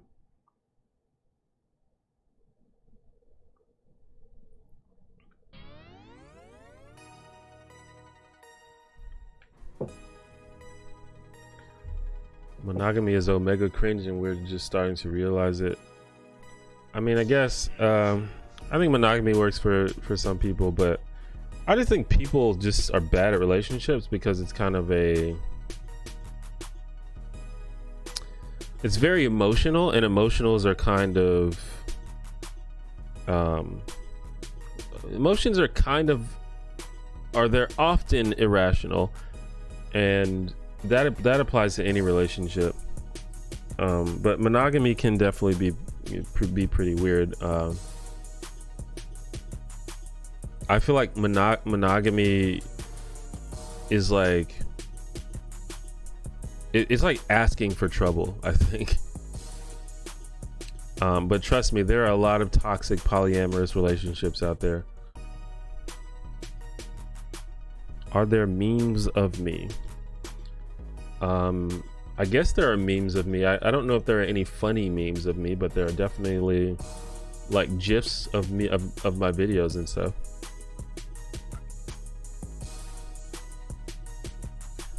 How I've been coping with staying at home. It's not that bad for me because I'm already at home a lot. Really the only main thing that has changed is I don't get to see my friends as much. Because before this, I was a pretty social person. I went out a lot and things of that nature, and now I don't. But actually, that's been good for me. Learning how to enjoy my own time, and also not like going out and spending all my money in the nightlife has been good. But I do miss hanging out with friends and stuff. I've started hanging out in like very small groups of like one-on-one, or like groups of like 3 or 4 at a time. So that's kind of satisfied my need for social interaction. But I work from home. I buy almost everything online, so I don't really have much of a need to leave my house. So it's not that bad for me.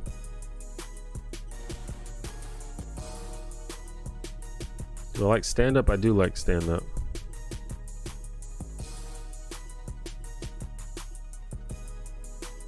Have I ever had my heart broken?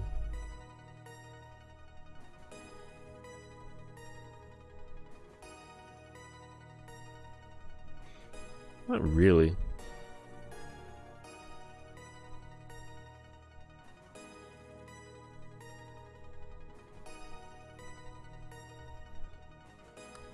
I mean, no, not really. I mean, I've been in situations where I've had feelings for someone that was unrequited, but I don't know if I would describe it as having my heart broken. And after a while, after a certain age, I began to really think of love in a pretty different way. Like I began to be okay with people, with liking and or loving people that didn't feel the same way about me. I feel like that's okay. So I don't, it's like hard to break my heart, because it's like it's fine, you know. And I guess there are situations where someone kind of either initially feels the same way about you and then they change their mind, or they like think that they feel the same way about you, or they pretend to feel the same way about you. But that's never really happened to me before. To me, people seem to be bad at relationships because people are bad at communication. I think that's a big part of it too. But I also think that people have weird ideas about how relationships should work. I think people, especially when we're talking about monogamy, people literally think that they own the other person, and I think that's really toxic mentality. But that can happen in non-monogamous relationships as well.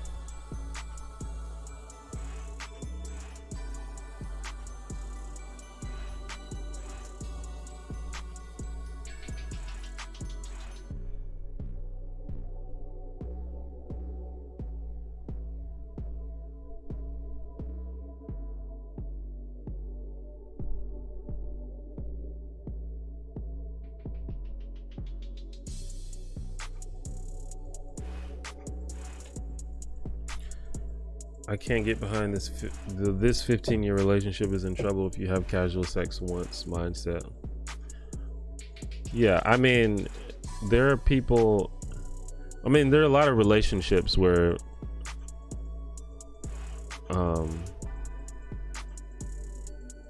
that has happened and the relationship survived. So I don't think that is a necessary description of monogamy, but obviously it's very common. Also, just because you don't understand something doesn't mean it's bad. It's really just a contract. Sometimes the terms of a contract are kind of arbitrary and not necessarily practical, but if both people agree to it in the beginning, then it's fine. And I think that you have the right to be mad at someone if they break that contract. And I think most monogamous relationships are made with the agreement, we're exclusive to each other. And I understand the idea of wanting to be sexually exclusive with someone. I think that is, I get it. It's like, this is sort of like a special bond that we have with each other, and as a expression of that bond, we're gonna only be exclusive. That's hard to do, I think, given the nature of human beings. I think that's stressful and it causes a lot of problems, but I understand why people might want it.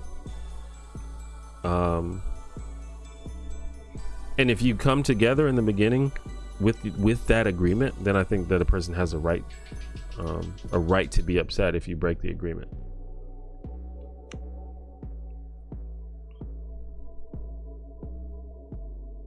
And I think that goes for a lot of things, and not just like sex.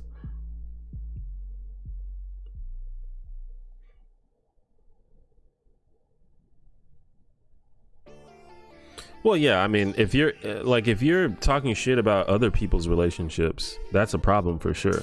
If you think the way that you do your relationship is the way that other people should do their relationships, that's a problem. But the same thing goes for polyamorous people. Polyamorous people that talk shit about monogamous people, that's just the exact same thing.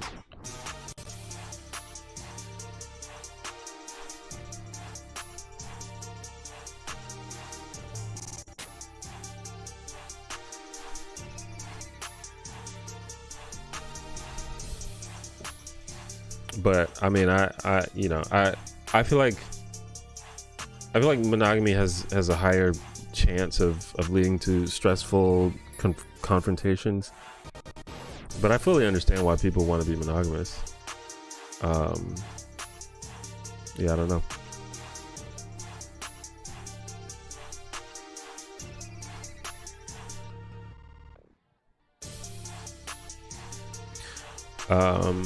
Probably gonna stream for just another like 20-30 minutes.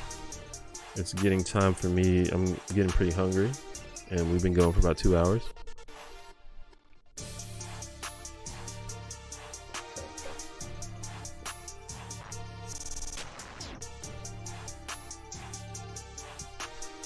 I think I just want everybody to be happy. Just do the things that make you happy. Don't hurt other people. That's kind of all I want. There are some very, very successful monogamous relationships, so we know that it can work.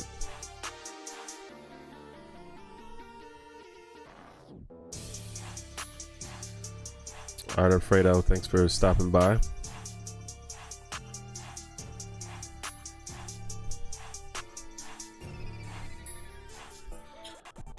I don't know that you should use another person as your center for morality, because there's always the chance that someone will say something that, I mean, it's another person. People make mistakes, or they may say something that you disagree with that kind of messes up your center. I mean, you can take advice from other people, or you could consider ideas from other people, but you should always determine your own morality.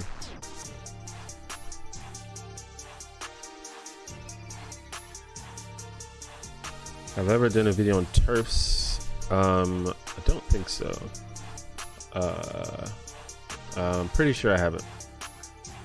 I doubt that I would, because I don't think that's really my lane. There are plenty of videos from trans and non-binary people talking about TERFs if you are interested in that. That's just, I don't think that's my story to tell, or my grievance to explore.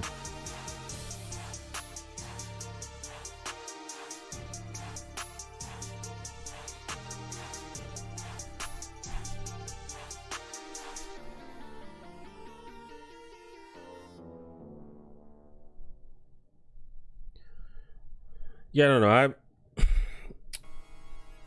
You just gotta, I don't know. I think people just kind of, they want to, like, I mean, I don't want to act like I'm coming at anyone in the chat, but I think people just, it's easier. It's like, well, that seems like a good person, I'm just gonna go with what they're saying. But you have to sit down and you have to look inside yourself, and you have to decide how you feel about stuff. You have to put in the effort.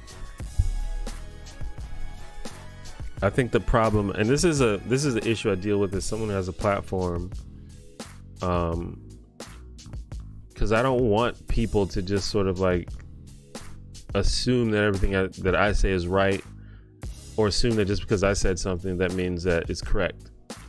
But this kind of happens a lot when people have platforms. A lot of people sort of put their trust and faith in people just because they happen to be popular or convincing or whatever. So it's kind of a double-edged sword. Zane, thank you for the $2. How do you feel about uproar for WAP? I mean, it's obviously dumb. I feel like any intelligent person understands that it's just conservative moral outrage, and, you know, sexism, anti-feminism. Like, it's pretty dumb.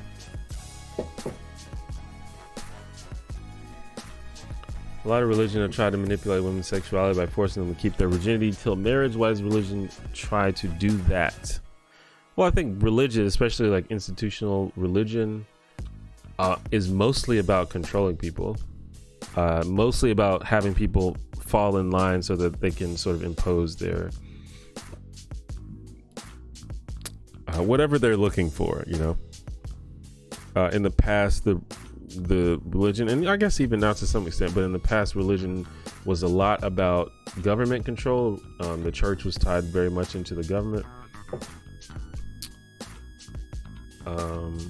These days, sometimes it's about money. If you can control people, you can get them to give you money. Some people just like power. Some people like the idea of having power over people. I just think it does that. I mean, and you know, it's not even just religion. I think society as a whole tries to control women because people like having power over other people. People like feeling, like being able to sort of impose their wills on others. What do you believe is the lifespan of YouTube? Since you're a young dude, do you think about that in terms of long-term job security? Yeah, I mean, I have no idea what the lifespan of YouTube is. It could last for another 20 years, or it could die in 5 years. I don't know. But I think that any smart content creator knows that you shouldn't put all of your you shouldn't put all your chips in with one single platform. YouTube obviously offers me the best opportunities at the moment, but what I do think is there's always going to be a platform. There's going to be somewhere for me to make content, unless the whole internet completely crashes and burns, which I don't think is likely. But no one should put all their chips in with one single platform ever. That, like, you know, that was kind of the issue with Mixer, for example. A lot of streamers went to Mixer and they were like, Mixer is going to be the next big thing. We're going to put all our faith in Mixer. And a lot of people just completely lost their livelihoods overnight because Mixer shut down so quickly. And that's a mistake. You should never put all your chips in with one platform. So I'm on the internet, you know, I'm mostly known for YouTube, but I'm on the internet in a lot of spots. If YouTube dies, maybe I'll put my videos on Instagram, maybe I'll put them on Twitter, maybe I'll just put them on Patreon. Maybe I'll just invest in figuring out how to put them on my website. There's options there. I would never totally rely on YouTube. Also, my goal is to not work forever. To be fair, making YouTube videos it's fun. I love it. I think it's significant, but my goal is to make enough money to retire as soon as possible. So hopefully my job security, hopefully I don't need job security that long. Hopefully I'll make enough money to where I don't need a job anymore. So that's kind of my goal.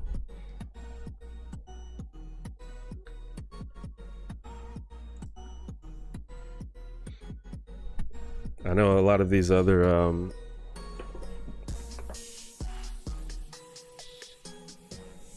left-wing YouTubers seem like they're ashamed of the fact that they make money from YouTube, but no, I mean, I like making money. Sounds like you're making bank. No, not really. Although more recently I've been doing better than I've ever been, which is great, but no, I'm not I'm not making that much money.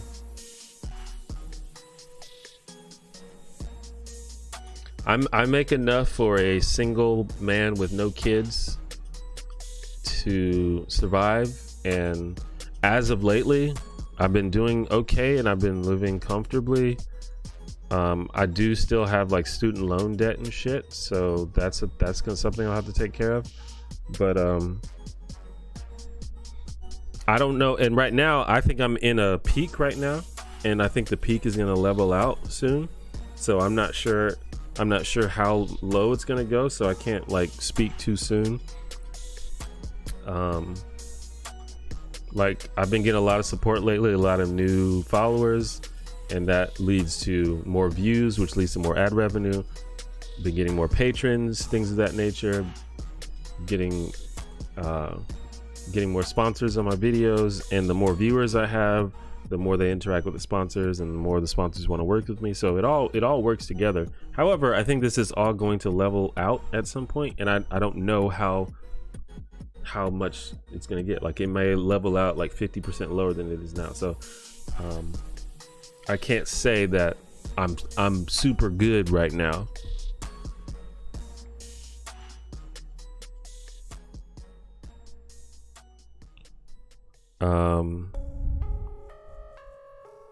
But yeah, what am I doing when I retire? I don't know, chilling.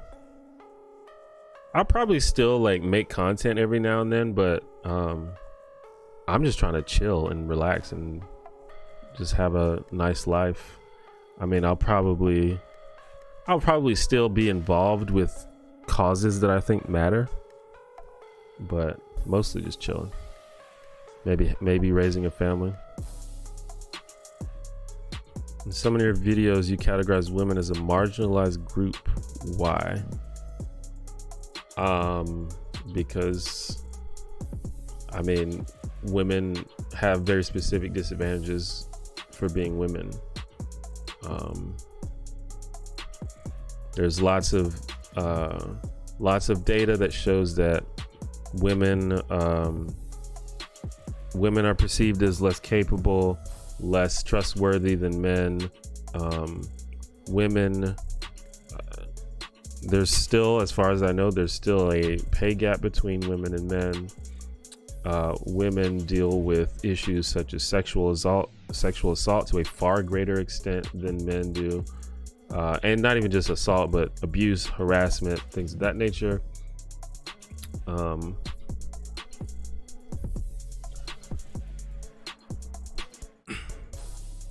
Just in most aspects of society, not every aspect of society, but most aspects of society, women are generally marginalized and see and face disadvantages that men by comparison don't face. So by that measure, I would consider them a marginalized group.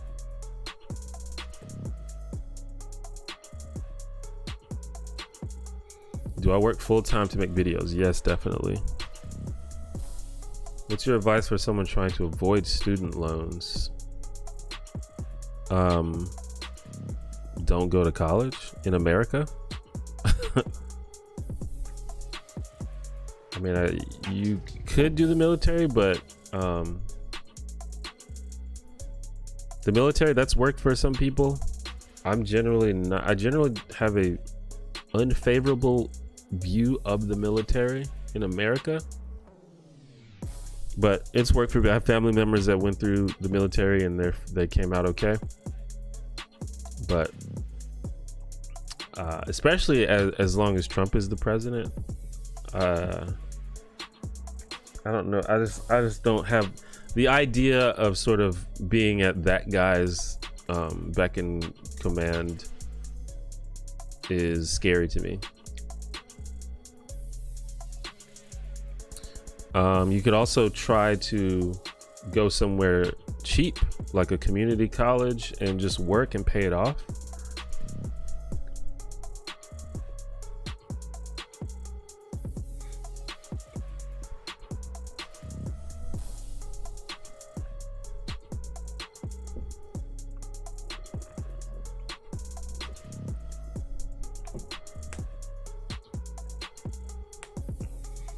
But yeah, I mean, this is only sort of like ideas because I didn't do any of them. I have a lot of student debt.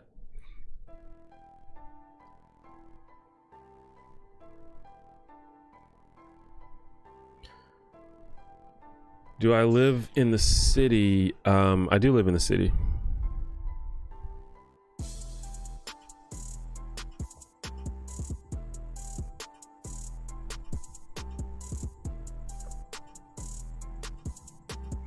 And to be fair, I don't think as far as being the military, unless you like enjoy the idea of going to war, which I don't, but it wouldn't have been that much better with Hillary, and it wasn't that much better with Obama.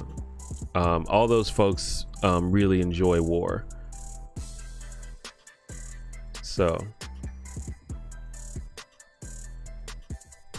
when you're active military, the president has the power to just be like, hey, you need to go fight right now.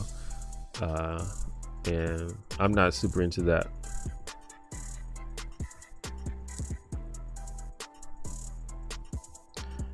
What's my favorite movie? I always say that my favorite movie is Kill Bill, but it's just kind of like a go-to answer, so I don't have to actually think about it, because that's a hard question. But I do love that movie. It's very pretty. I don't watch anime enough to have a favorite anime. But again, my go-to answer is Cowboy Bebop.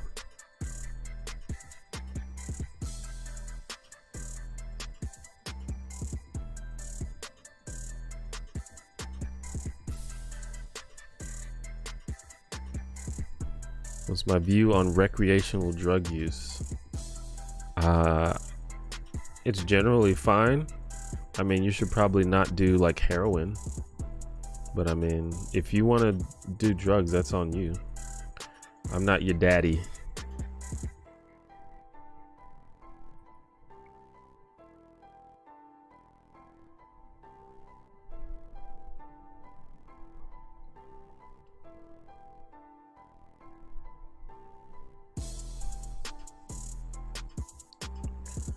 Don't you think that men's sexual assaults is unfortunately much more underrated than women's? It's definitely true that people don't talk about sexual assault against men as much and probably don't take it as seriously. That's 100% true. And I think that we need to talk about it and take it more seriously. And we just have to find the opportunities to spread those, to start those conversations. But it's definitely true that it happens to men much less than it happens to women. So I think it is correct to describe, to talk about it in terms of a women's issue when it is a women's issue, because it happens way more to women. It's just all about the context. For example, sexual assault also happens to trans people disproportionately, and that's another context in which we need to talk about it. But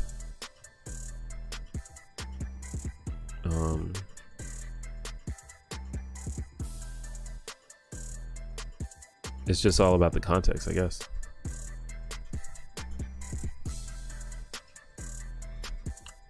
All right, Miles, thanks for stopping by the stream. Yeah, I'm gonna be ending the stream in a few.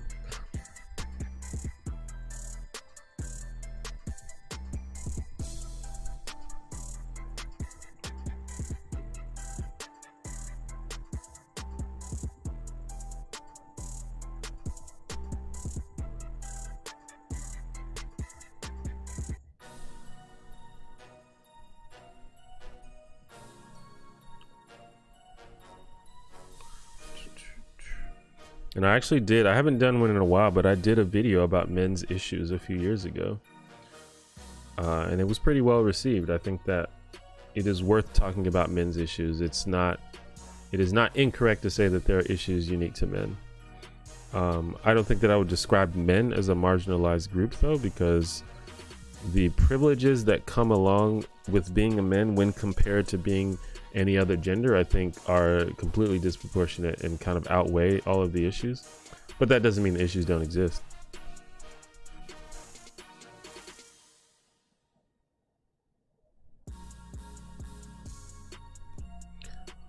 Do you see war breaking out in the next decade or so? Are we not currently at war?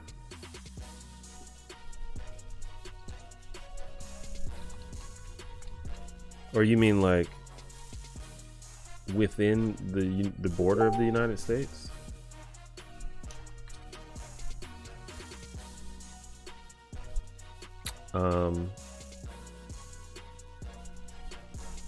I don't know that we would see a war within the United States. That seems unlikely. I think that people talk a lot of shit, but I think that most people are not actually going to go on the streets and fight for real. Not to the extent that it becomes a war. Unless, of course, the actual like president deploys the army and declares war on the citizens. I don't really see that happening either. Black rednecks, white liberals. I'm not familiar with that.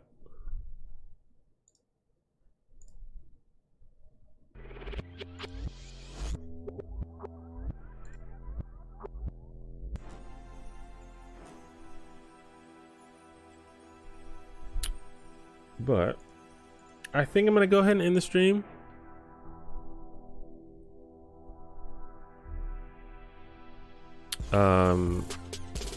Got a lot of lurkers, which is fine, but it looks like the chat has slowed down and I'm getting hungry anyway. But if you don't know, I stream every Monday and Friday, or at least I try to stream every Monday and Friday. Don't really have a set time that I stream. I just kind of pick a time. Usually it's pretty shortly after a few hours after I wake up. But I wake up at random times. Sometimes I wake up at like 11 a.m. and sometimes I wake up at like 4 p.m. So you never know. pretty much the best way to know when I am streaming is to subscribe to the channel and click the notification bell, and you will receive a notification as soon as I go live. Thank you to all of the people who super chatted and tipped and all that stuff. Yeah, sorry for the people that just got here, but that always happens. People always show up at the last minute. That's just unavoidable.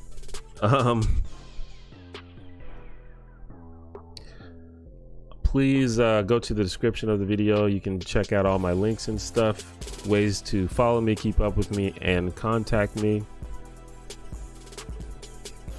If you have not seen my most recent video, go check it out. It is called The Evidence of Anti-Black Police Bias. It discusses just that.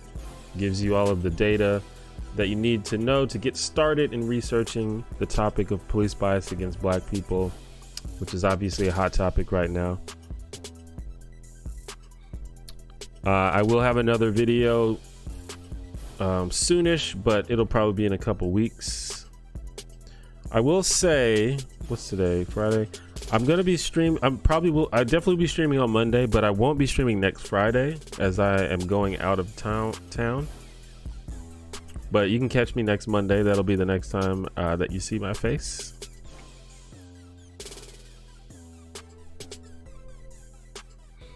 You should also go and watch both ContraPoints and Lindsay Ellis have put out videos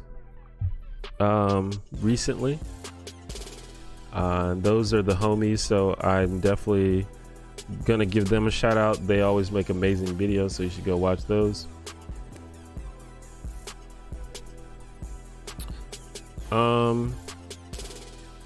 And I suppose that's it.